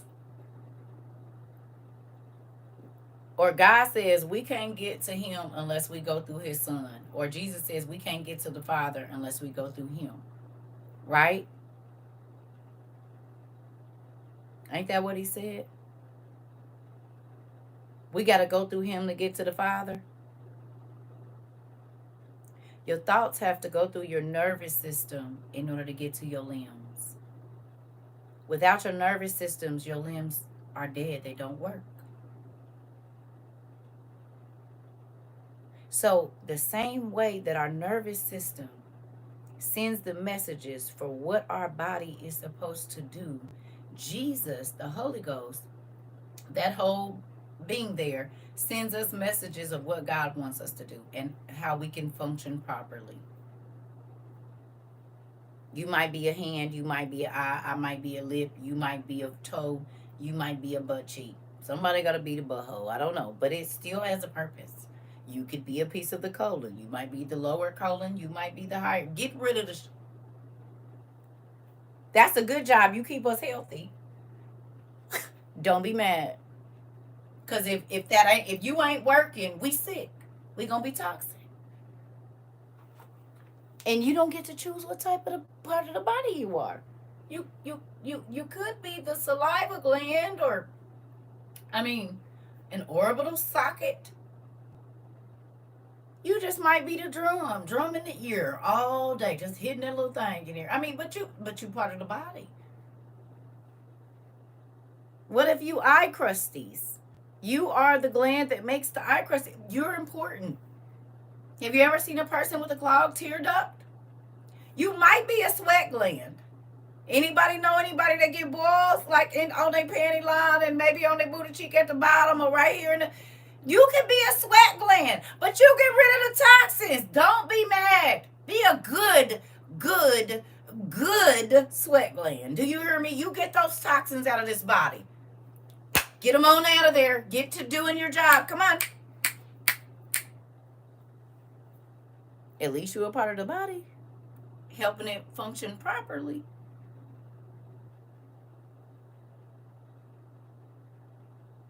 You don't want to be a wild hair. We plucked them. Would you like to be an ingrown? You ain't even connected to the body no more. Right. You can be a wild hair or a cis. Makes me think of the movie Osmosis Jones. Exactly. So you need to go back, right, sis? Go back and watch Osmosis Jones and see if you're a germ or an antibody. Know your position and enjoy it. I love you too, Sonia. Listen, I mean, don't be mad if you might just be a nose here, but you got a place. Or a bad parasite. Come on.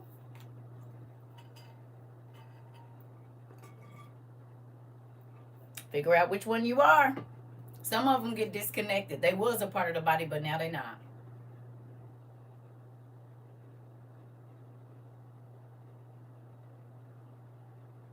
You might be gangrene.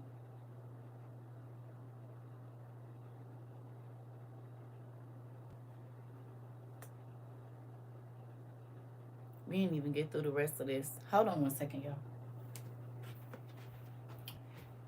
Take some notes. I'm going to give y'all about 3 minutes to take some notes. Y'all good with that? About 2.5. Take some notes. Whatever came to your mind during this class, please write it down. When we started talking about the light and the nerves and all of those different things, can y'all take some time and just everything that stuck out to you, made your hair stand up, made you write it all down, because it's all going to be important later. Good evening.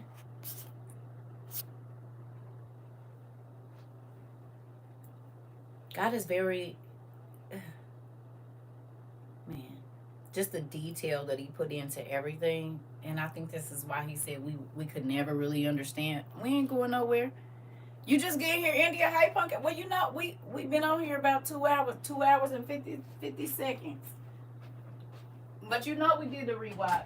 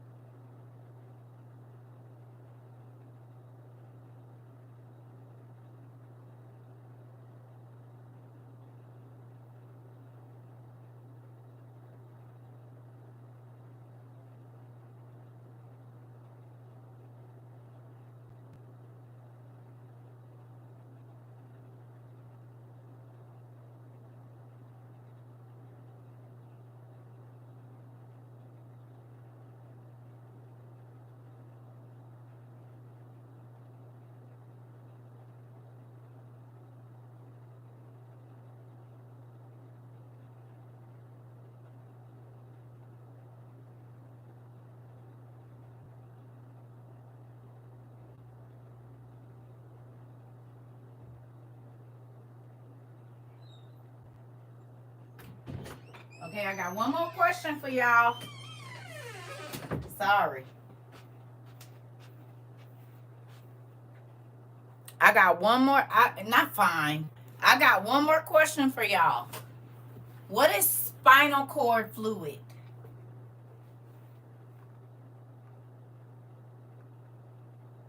Here we go. Get ready. Auntie?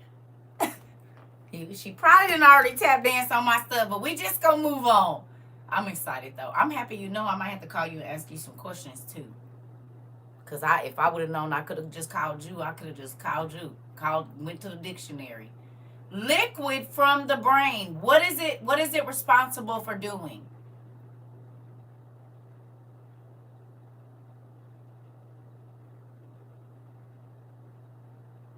It's water to move the electricity.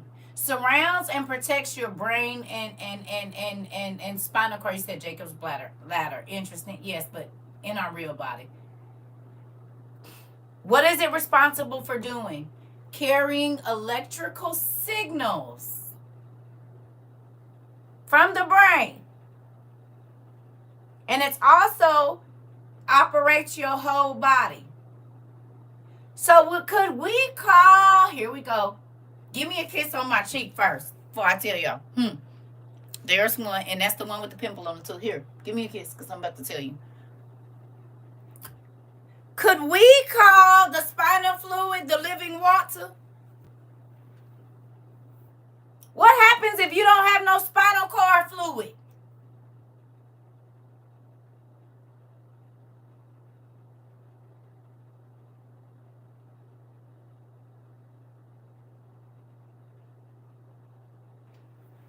Eight tubes was drawn from my husband when he was diagnosed with multiple sclerosis. Wow.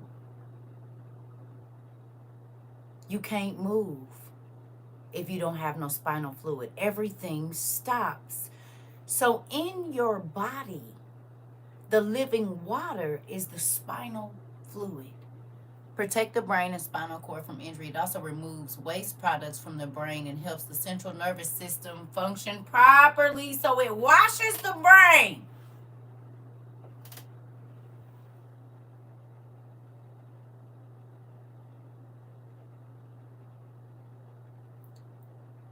So when you don't have the living water, you paralyzed in sin, you trapped in it, you can't move.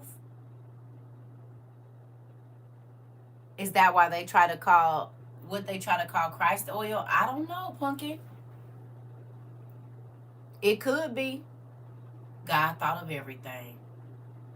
Now, in one of the books that we read, I think it's the Apocryphon of John, remember we read that it said that God is enclosed in water? The living water surrounds him?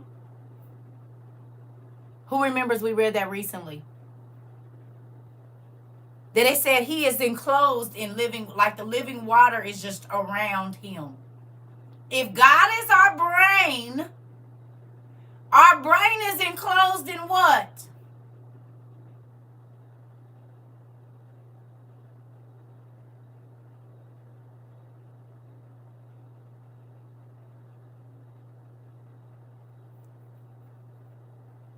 You have to get the living water to be reborn, do you not? And become alive again. You get spiritual life, the living water.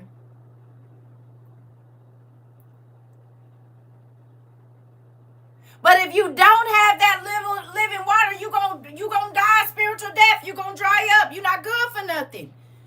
It flows in and around the brain and spinal cord to help cushion them from injury and provide nutrients. Listen, y'all, and so do the baptism. You have to be encased in water again. And when you do, your brain starts to, the medulla oblongata, that's what they say the Christ seed is. Okay. My daughter was born with a condition that affects the spinal fluid. Her spinal has air pockets in it that affected her mobility. Dad healed her. Come on. So this is real relevant over there. How did I know you was going to know this part too? And I didn't even know that about my little cousin. I told y'all Auntie was going to know. I felt it in my spirit. I felt it in my spirit. Look, she know exactly what I'm talking about because her baby was born with a condition. Look at here.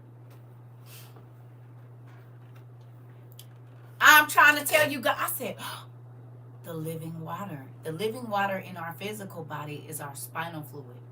But it protects what makes us move. It is so that we can function. And if there's a problem with that, then you can't move, you can't think, you can't do nothing the way you need to. But when you get into the living water, and God uses that to cleanse your spirit and to send messages through electricity and energy to your body functions the way it's supposed to. Your spiritual body. You can say no to things. You stop doing things that hurt you, spiritually and physically. You hear me, Sherry?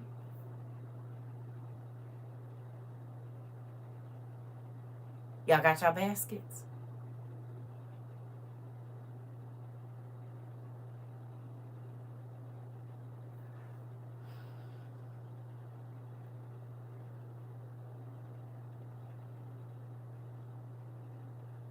Adam was the first man, but he was a replica of Jesus.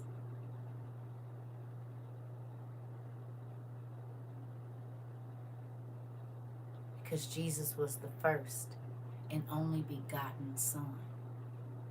He is the spark that came from God. He used to be in God, but then he was separated. Just like a spark of fire can still be a part of that same fire, but jump out and start a whole nother fire. And like Jay said, it can make that fire can either burn or keep something alive and keep something warm and keep something moving, right? So it was a part of that fire. Jesus was a part of God. But then he said, let there be light, and that spark jumped off. That spark started a whole nother fire. Started cells to multiplying and protons and all of this stuff. Do you see what I'm saying? Matter of fact, okay.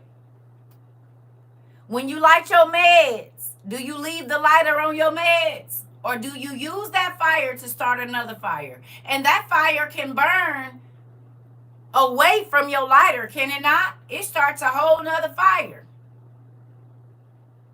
And if you drop said medicine, it can start another fire with the same fire that came out the lighter, can it not? Is it all different fire, or did it start with the same fire? But that fire can be in 3 different places, but it's still the same fire. You can light a match and like 50 different candles. Is it not still the same fire? The same fire is individual away from the match, but it's still fire. Started with the same spark. So even though it looks like individual fires, it's still the same fire. The same fire started every last one of them candles to burning. And they're individual, but it wasn't, you didn't have to go light a different match every single time, because that would be a different fire. No, if you got a long enough match, you can light as many of them, and now all of those first ones till you got to get another one is the same fire. It's just like that with God. God is light. Sparks emit from him. When he said, let there be light, that spark jumped off. That spark sparked all of our candles. That zinc explosion that happens in every single woman's womb, that burst of light. Jesus was the first light created, and that first light starts all of our lights, that keeps our brains firing and our organs moving and all of that. It's the same light that just keeps being replicated over. So Jesus is the replicated or a part of God. He was a spark off of God. With that spark is how all of our lives began. How they began. That spark of light. The Big Bang Theory. It's the same process, just being repeated over and over and over and over and over and over and over again.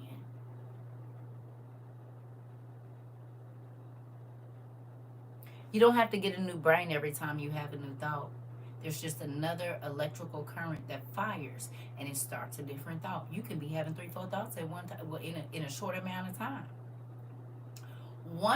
Okay, we look at it right now. One thought led me to everything I'm thinking about now.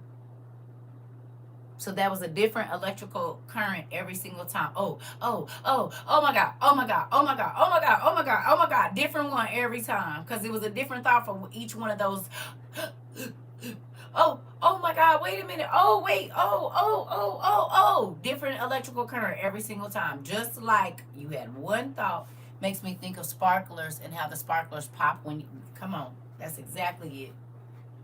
And you can light one sparkler and light a whole box of them if everybody put them in at the same time. Matter of fact, you can set a whole bunch of sparklers off if everybody get their thing right at the tip. It can be 10 people that start their sparkler at one time off of one. And they all shooting sparks out. They all got started, but they individual fires. But they started from the same spark. The spark led to many different nerves and branches. Come on. Ain't this crazy? It's amazing and just, I don't know. I was like, Lord, I hope they picking up what I'm throwing down off the tree. I hope they putting it in their basket. Y'all got it. Auntie jumped all the way to the end. She said, oh, yeah, don't worry about it. I already filled my basket up with all of this information. Here, I can help somebody. You want me to help you put your stuff in your basket? Because my basket been full with this. You hear me? Mind blown. And this is why I say I don't just be wanting to read. I be wanting God to prick my mind and say, hey, no, go back and read that. Think about it. Think deeper than that. Go look up this. Go look up that. Go look up this. It makes the word come even more alive, especially when you can dig down and dive in and see what he said in the beginning in Genesis 1 and 3 is still happening.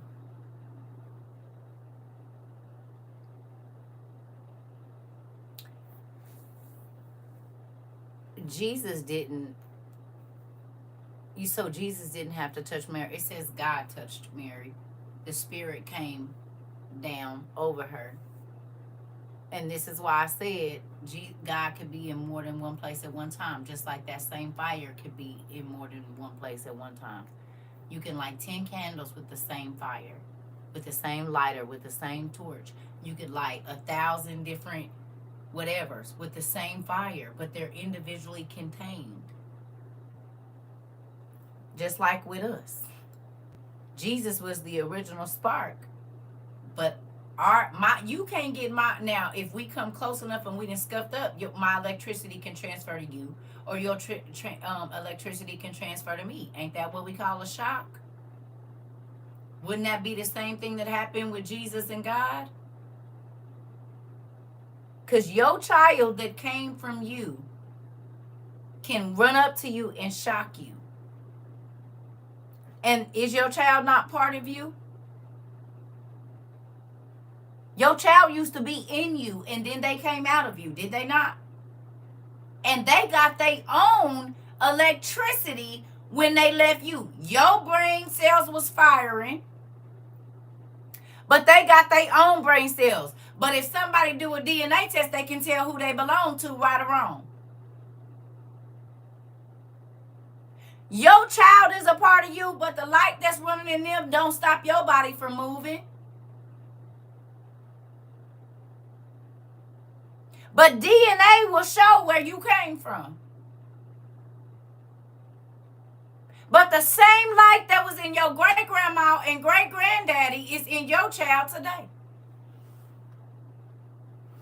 They are part of your great-granddaddy and your great-grandma, and they never seen them. That don't mean they didn't come from there. Because without those sparks, that spark couldn't happen.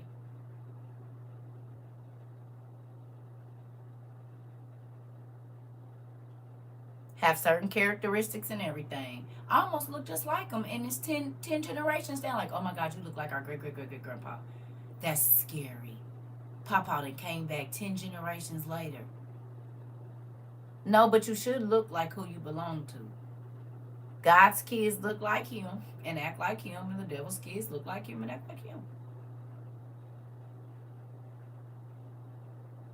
Ain't it crazy that Satanists are always carrying what in their hands when they go in to do their rituals?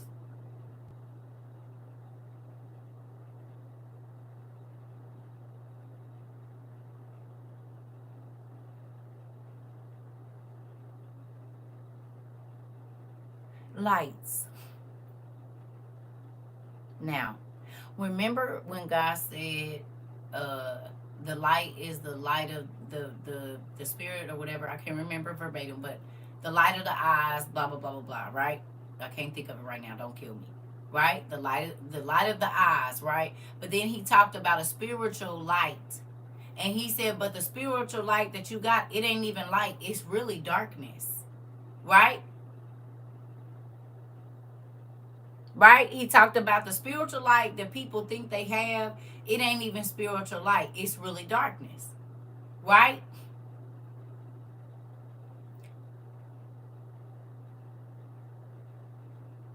What do you always see when they about to do a satanic ritual or some type of magic ritual? What do you always see is two contrasting things? What is it?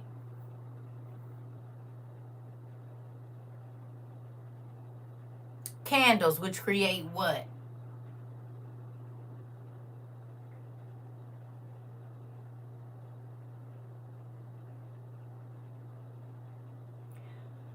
Light. But aren't they always in a dark place?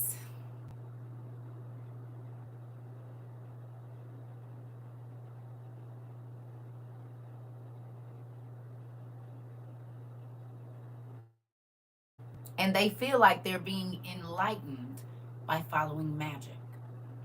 But really, they are getting deeper and deeper into the darkness, is it not? They call magic and witchcraft enlightenment. But in our reality, they are actually going into the dark, are they not? The light of the body is in the eye. If therefore the eye is being single, the whole body shall be full of light. But if the eye is evil, the whole body shall be full of darkness. Here we go. Award shows. You said it. They have bright, bright lights at the beginning, but everybody else is sitting out there in the dark, ain't it? What's wrong, Miss Ida? They have to try to bring light into the darkness, and God brings you out of the darkness into the light.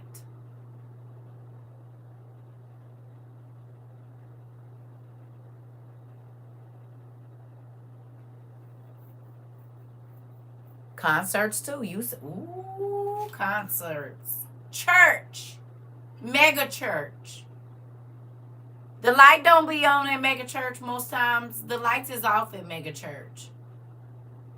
You said you serving that heat. You hitting it. Uh-oh. It's another collective mind blown for day 7. Okay, well, come on in then. Ain't this crazy, y'all? And we just in the first part of John. We ain't even got to the rest of it. Theaters. Uh-oh, y'all like, wait a minute. Candlelit dinners. And a lot of them be about to go into the darkness if you cheating. Because you don't want nobody to see you, but you want to be able to see the one you with. And most times that's in a dark place. Script clubs. Script clubs. Thank you. It's a few dark places where they try to shine a light in a dark place, baby. I done been in a few. I know how it go. Moving on. Let me go make me some coffee. The script club.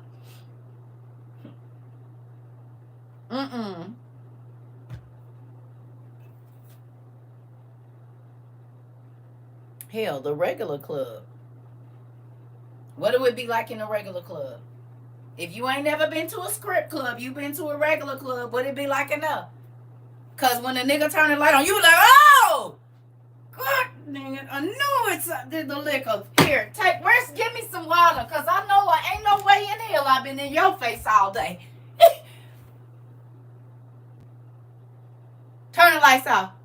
Turn the lights back off. Turn them off. Oh, you know what? I need to run. My homegirl calling me real quick. We gon' yeah. Don't worry about it. You gonna hear from me. I'm never coming back to this club ever again in life, because this is where you frequent. You told me you'd be here every Friday.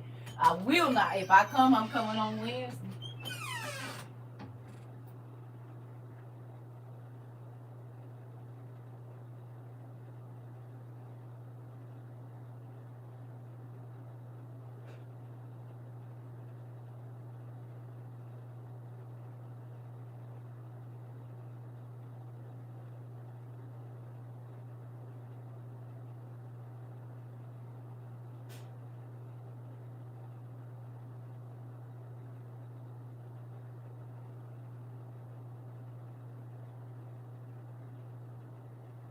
Something that Auntie said about my little cousin's condition just made me think about something too.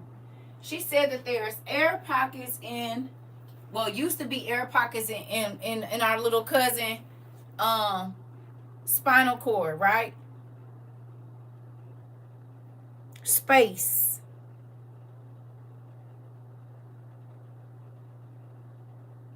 And with that space, it stops you from being able to move the way that you need to.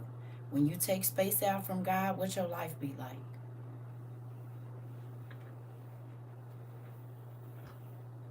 When you call yourself taking a break from living right, what's your life be like? You can't move like you used to. You don't feel the spirit moving like you used to. So it limits your mobility. Because air is space, is it not? If you got air bubbles, it's a space in there where there's no liquid, and there's something in there. If you get air in your veins, that can unalive you. CERCA, go to my story. Please read my nephew's poem he wrote. This little light of mine. I definitely would. Do you hear me? Think about it. The more space you take away from God, the less you able to move and do certain things. Anybody ever I have. I'm going to only talk about me. When CERCA walks away from God, now my car ain't working. Now I can't pay my bills. Might lose my job. Kids cutting up. Maybe a kid gets sick. So the things I was able to do, I can't do them anymore. Niggas start to fall off quick.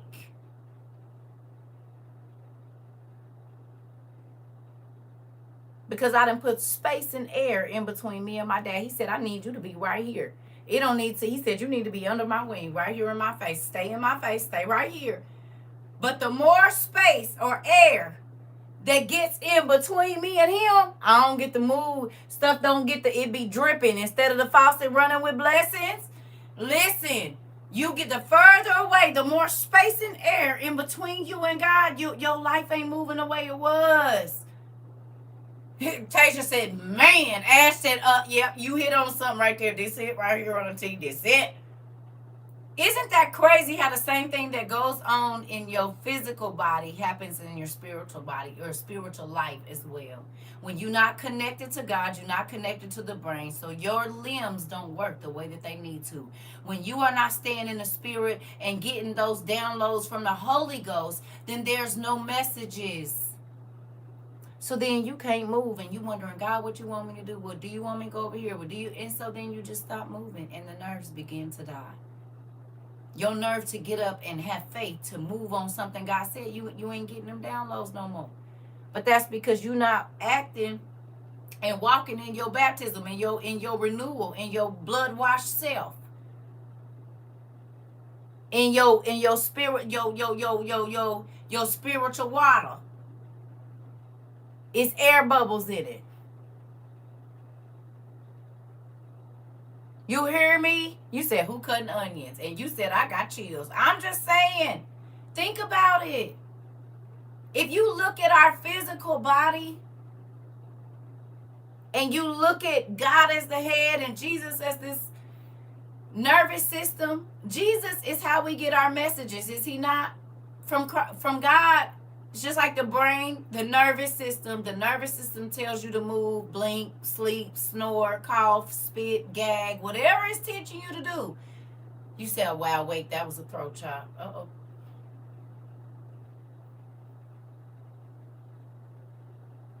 Which makes sense as to why. What Miss Hasmana say, the disease comes in. It starts in the spirit first. Stress doesn't start on the outside of your body. When you stress, when you have those thoughts and they create energy, it creates a problem in your body, a disease.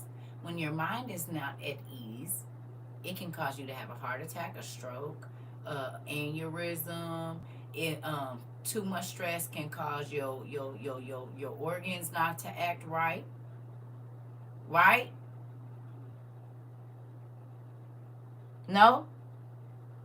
You said yes, I'm a witness. Okay.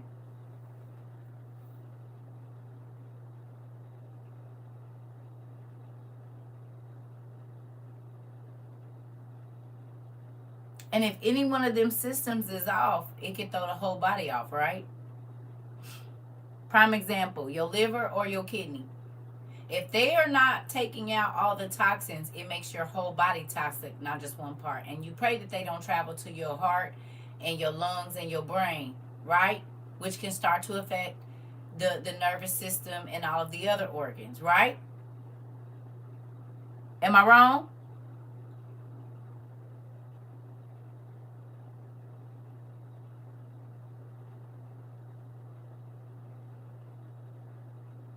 Why you do that, Tosh?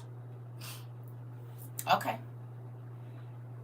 So when you are okay with this little bit of sin being in your life, okay.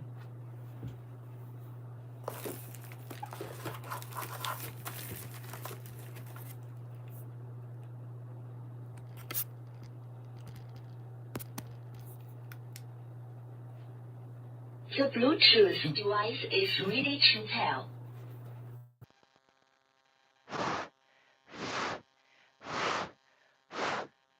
Hold on.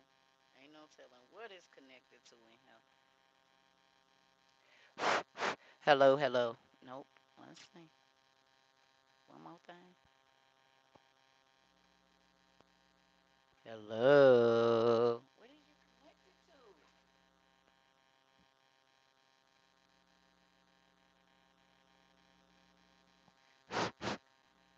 Is it off?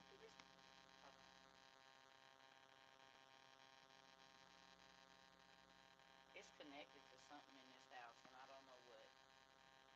This is all the. There we go. Hello, hello, hello.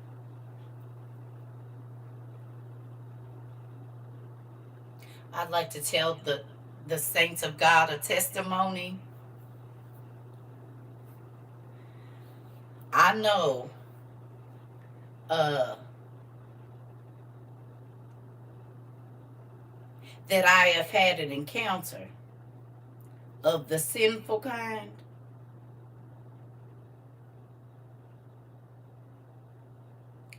And when I touched something that the Lord did not want me to touch, it didn't just affect my body, it affected my finances.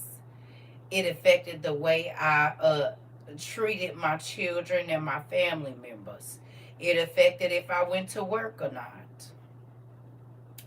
It affected my body. So I might have went out and climbed a tree, but on the way home, my tire blow. Soon as I get home now, for some reason, my refrigerator then went out, and now all my food is spoiled. And then the next morning, after I done cleaned up all of this stuff, my boss called me and tell me they need to talk to me. And then they call me back and say, never mind, you don't have a job no more.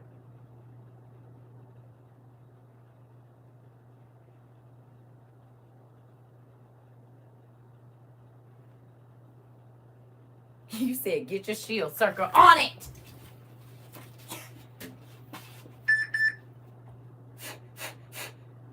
Hello. So that little bit of sin caused all the systems in my house and in my life to go bad. That little bit of tree branch that I went and got, now my kids ain't talking to me. I'm into it with my mama because they can see that that tree branch is sick in the mind or in the body.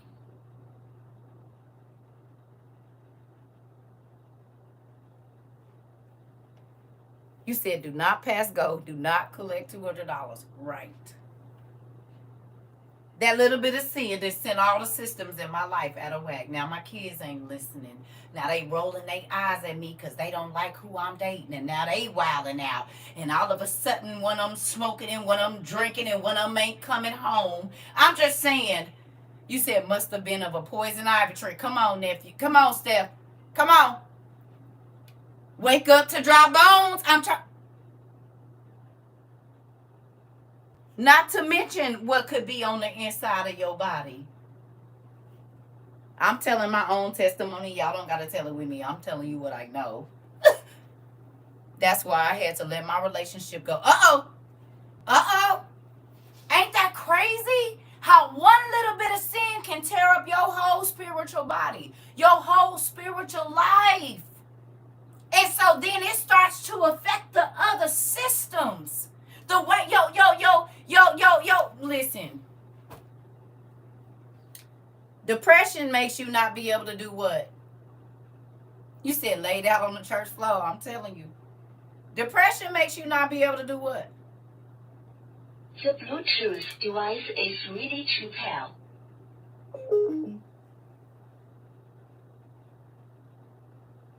You can't move.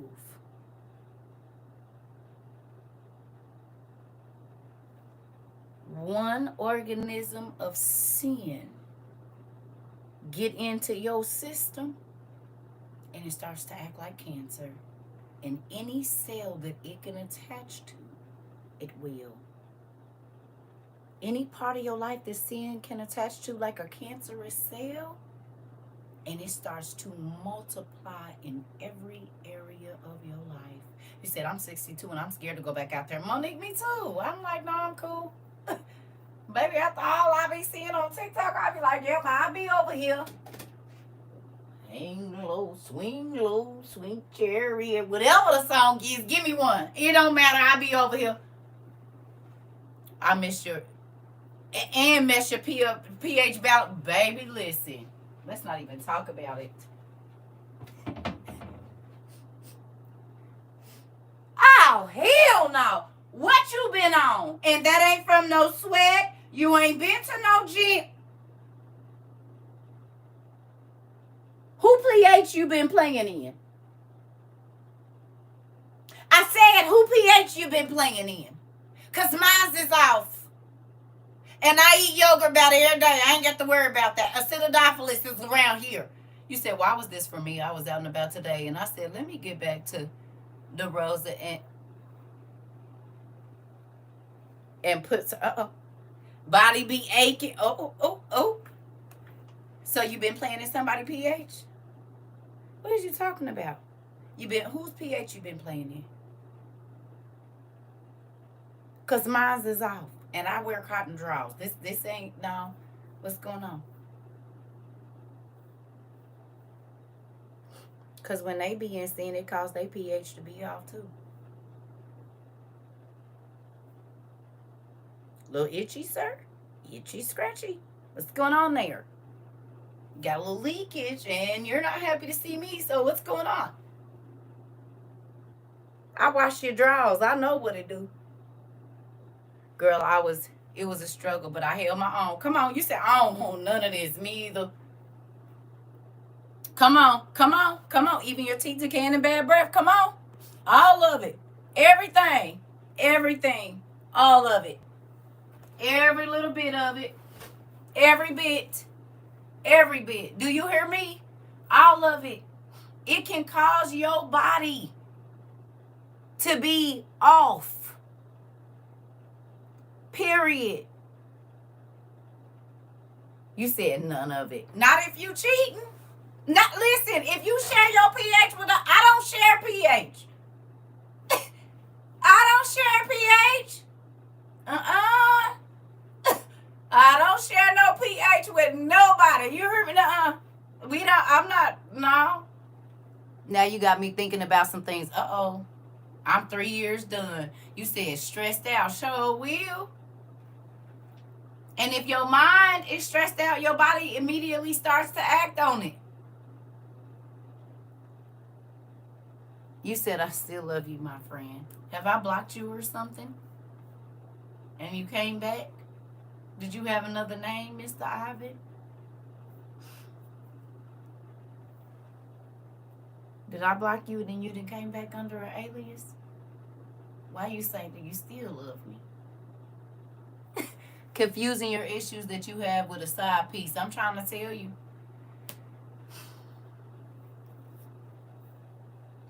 And it don't feel good at all. Sure don't. Not at all. Not at all. So, with that, y'all right over there? We got about 10 minutes and I'm about to go. I figured this is enough information to get y'all writing on this evening. You should have a lot of journal entries to be writing out this evening and maybe even tomorrow all the way to Tuesday. You said the pleasure wasn't worth the pain. Girl, don't tell me. I already know. I already know. That's why I'll be like, no.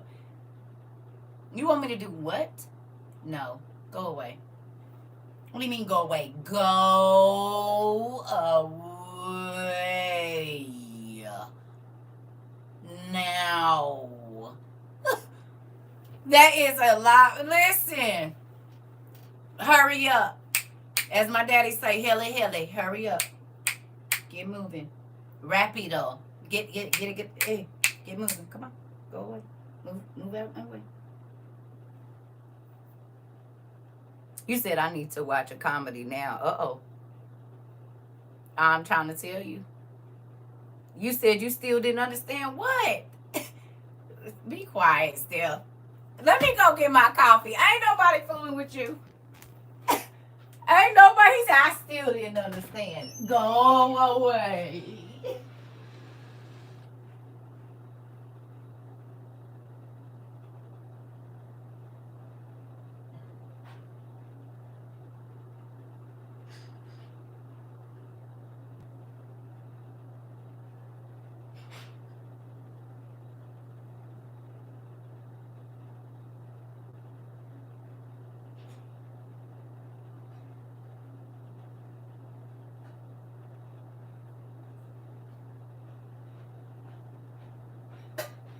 You hear me? So what y'all think about this whole brainstorming lesson? Or as Auntie called it, what y'all think about this rabbit hole lesson we just went down? What y'all think?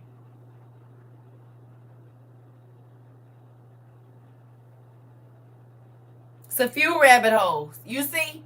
And all of this started from John. Just from figuring out that light.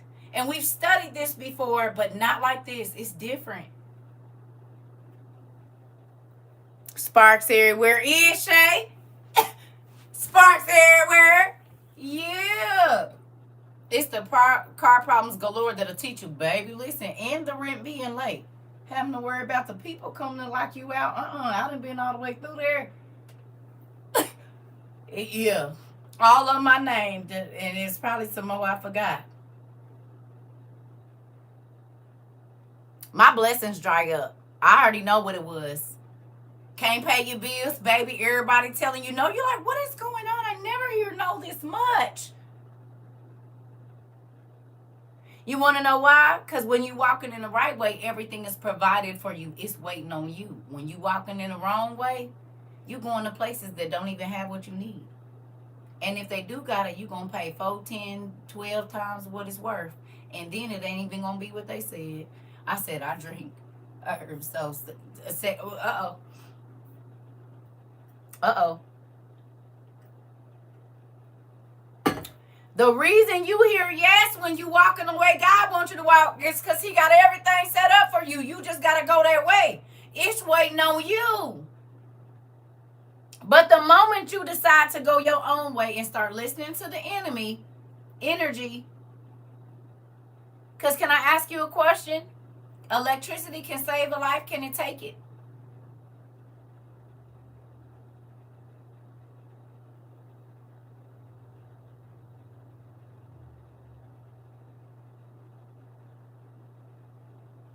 So the same electricity that starts life can stop it. Both are equally as powerful. So if we know that demons feed off energy, we know that our thoughts are energy. We also know that our thoughts are light, and they are beings that have been cast away from the light. Now you know why they want to be in your thoughts all the time. They grow from energy. Energy is light. How do I charge this? I got to connect it to energy in order for this to charge. Now, will it work without energy? Yes. But energy has to be connected to it for it to work. There has to be some type of electric current going through here. So the same energy that can bring you to life can unalive you.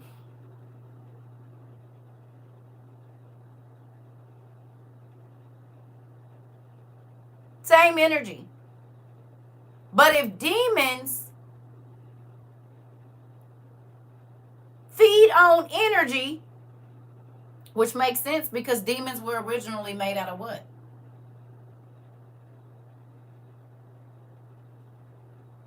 What are demons originally made out of?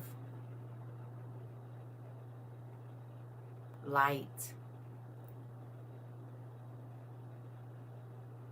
Now you understand why they want to be in your mind, which is where your light is, where the electricity fires, because the more you think about something, even the hairs on your body will stand up. When you get to the end of your fun time, don't the hair on your body, everything is electric. Hell, your hair might be standing on the top of your head, is it not? Because the friction causes energy, does it not? That's why I have to rebuke the thoughts immediately. It's making so much sense now. Yeah. When you get to the happy ending, there's electricity flowing everywhere.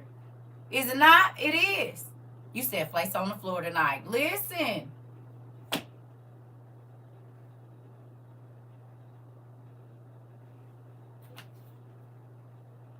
Can you see the light? You can see it. Can you see the sin in people's lives most times? And you can see when they start to get more and more and more and more and more sinful. Can you not?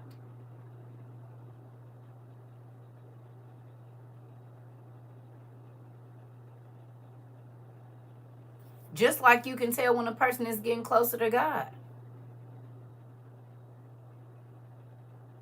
Not because of, oh, I'm saved, but how they start to treat people. Man, if that would have happened back in the day, you'd have knocked that nigga out. Yeah, bro, I'm changing, bro. I got God in my life now. Can't be knocking niggas out. Y'all want to know what I'm sad about?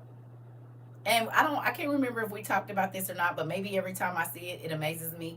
You know, I think we did talk about this, but my cousin, she posted it, and I was like, wow. It said people that write in cursive, right, and regular, what is it called? Cursive, and what's the other one? Let me just look at my phone. I can't think of it.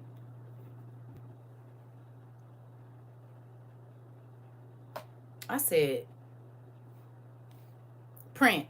They said people that write in cursive and print is serial killers. Have y'all ever seen my journal entries? I showed them to y'all.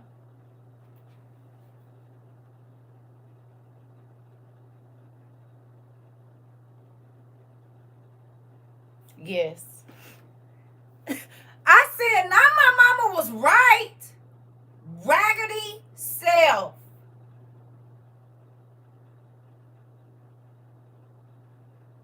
Made a nigga sad, you hear me? I said, what? Cousin, I guess your auntie was right then.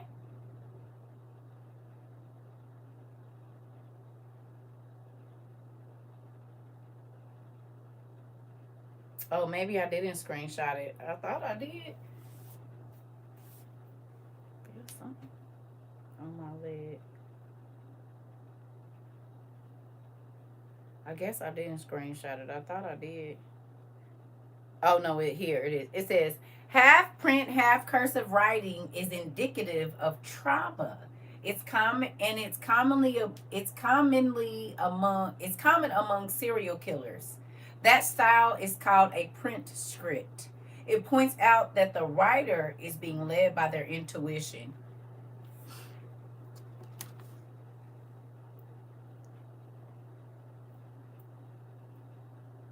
It says it's indicative of trauma. Ain't that crazy? And I definitely write in both every day.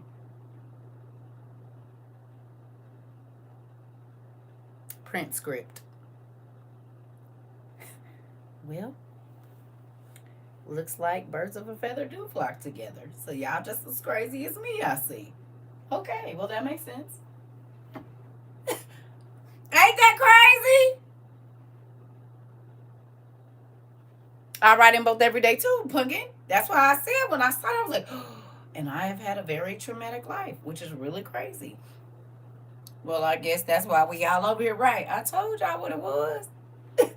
Birds of a feather. Mm-hmm.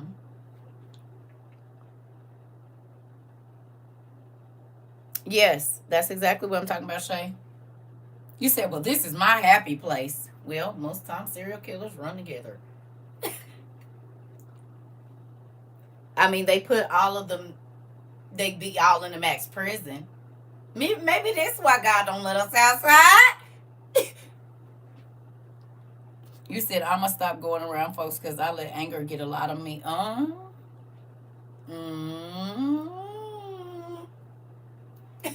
They all in there. And look at us, all got to be trapped in the house. No, you can't go outside and play with others because you don't know how to play nice. On the road again.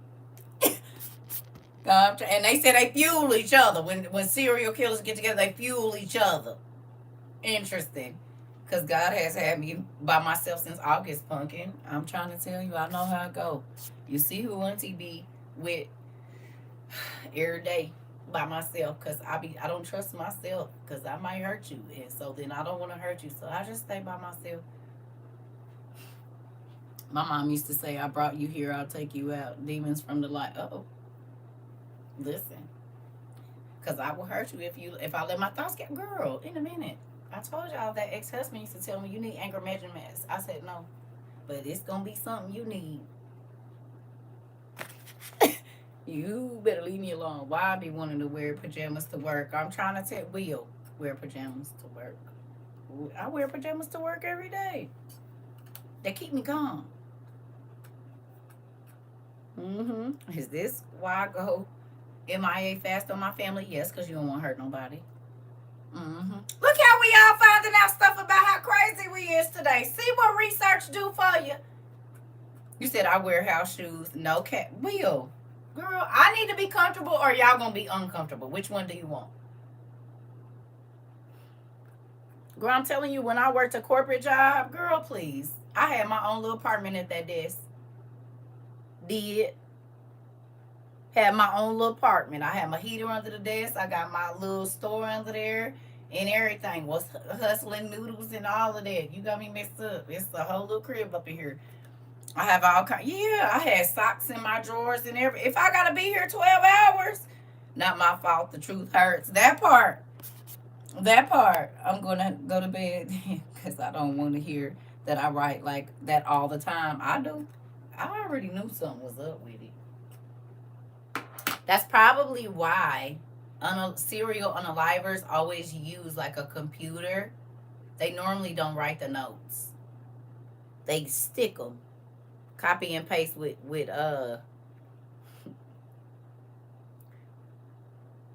like magazine and pieces of other like paper, and they be big and small, and Like, you know what I'm saying? That's probably why they don't write. Think about it. They use like, yeah, cutouts and stickers and stuff to get like make a word. Yeah, or cut out magazine. Right. Newspaper clippings, all of that. That's why they do that. So you can't see they writing, because then you will know who they is. You said what I had at home, I had at my desk. I'm trying to tell you. You said I'm logging out. Uh-oh. You asked that it is time for me to go. Not that I just found out who I.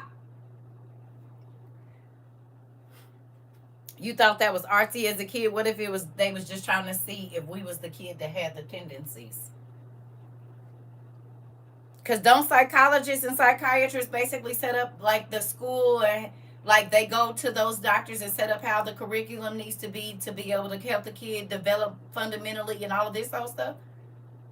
And aren't those also the people that assess the crazy in you?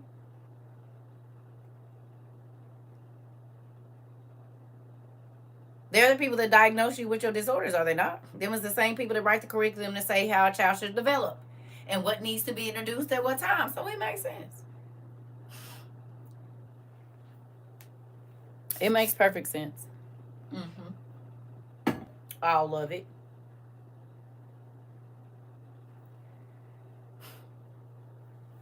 You said killers and doctors have the similar handwriting. Y'all remember I told y'all my mama wanted me to be a doctor?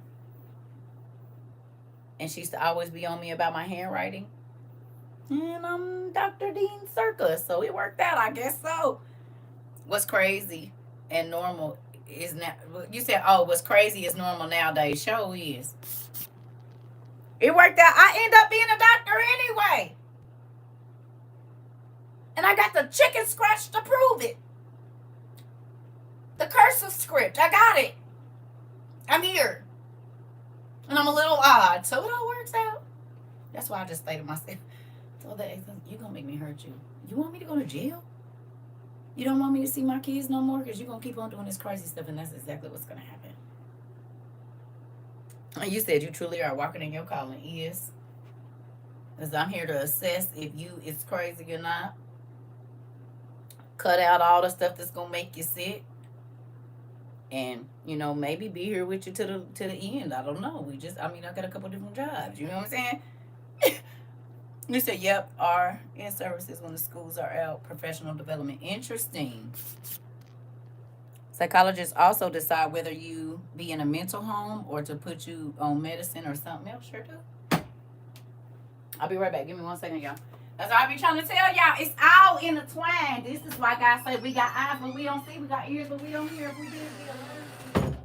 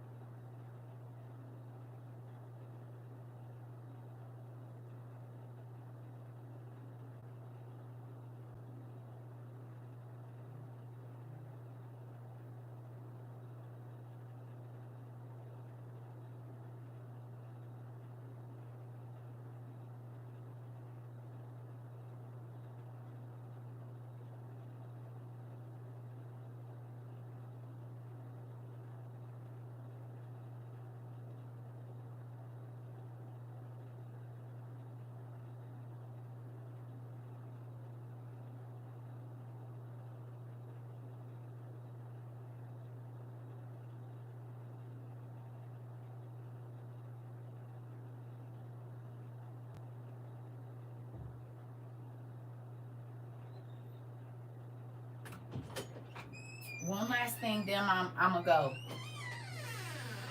What's the first thing that a newborn baby sees?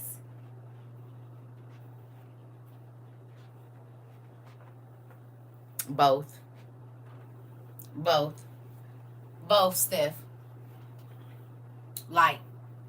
What's the first thing that they say we gonna see when we die?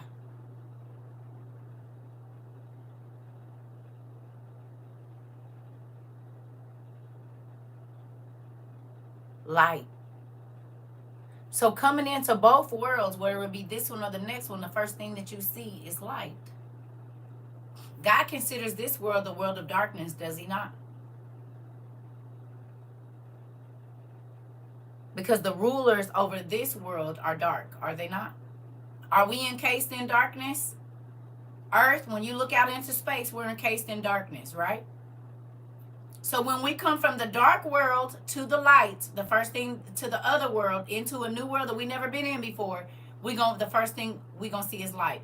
Okay, let me ask you a question. What is Jesus again?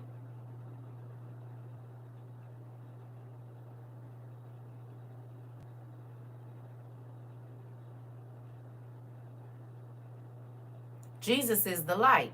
And he said you can't get to the Father unless you go through me.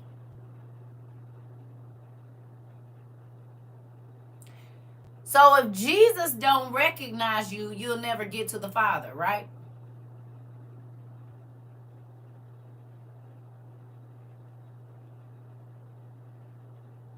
When we leave this body, if Jesus don't come and get you and lead you to God, you won't be seeing him until judgment day, and then it's only going to be for judgment, and then you're never going to see him again.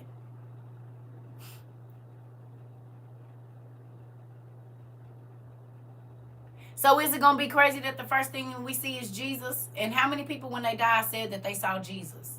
They saw a light and then it formed into a man. And they say, it was Jesus.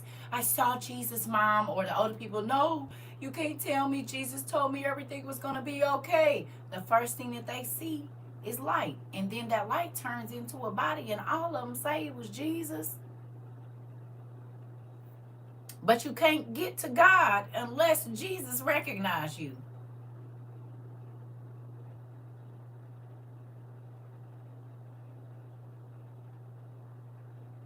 So the light on the inside of you got to connect with the light that is in God or that is God, or else you don't get to see God.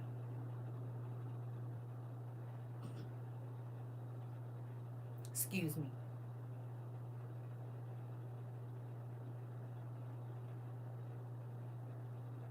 You said thinking how UV light is antimicrobial. Interesting. It cleans everything you come in contact with. When I had an encounter with Jesus, he was like, come on. Come on. Isn't this crazy how it all just repeats over and over and over and over and over and over and over and over and over? You come out of a dark place and you go back into a dark place to wait. Your body does. You came out of what basically is an encasing that's dark into the light.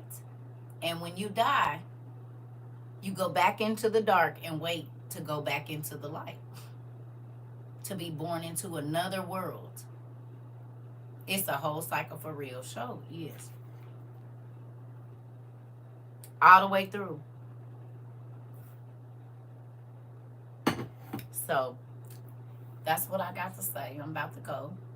We did it 3 hours. And I think that was a lot of material, because if you into the scientific or medical stuff, you got a whole bunch of research you can go do on nerves and spinal cord, spinal fluid. It's going to help you understand why certain things have not been working in your spiritual life.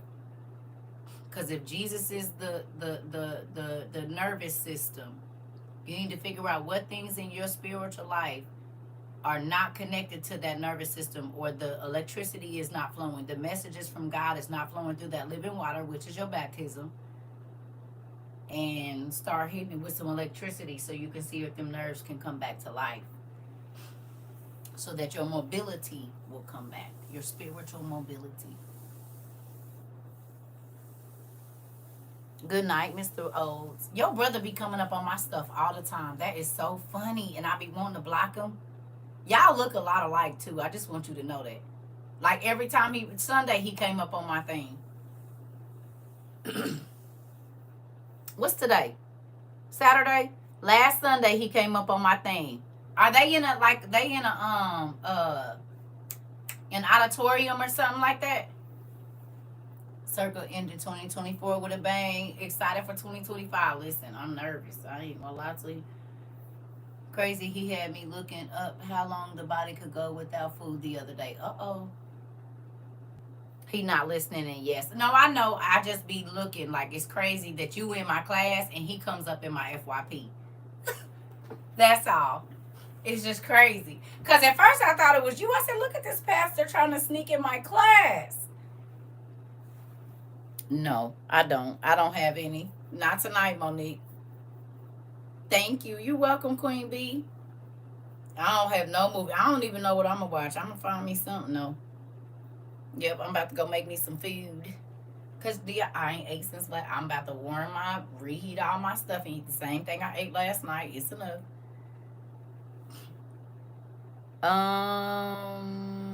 Which one? Can I please read your email, baby? How would I know who you are?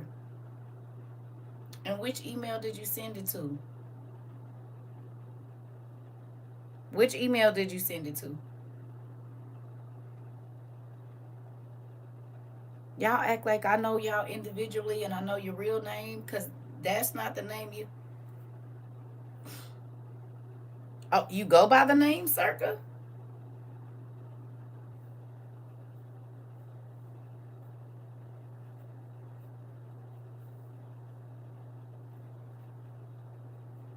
You sent it to my email or you sent me a message in my inbox?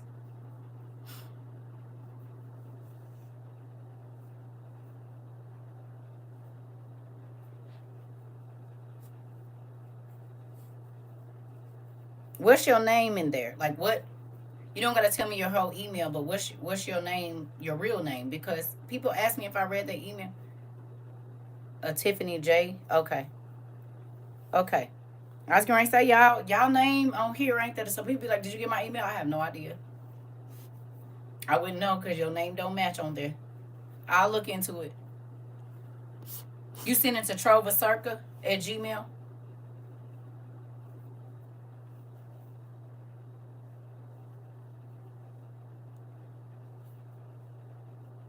Trova Circa at Gmail. Because I have more than one, y'all. Okay. Okay. I love y'all. I'll see y'all later.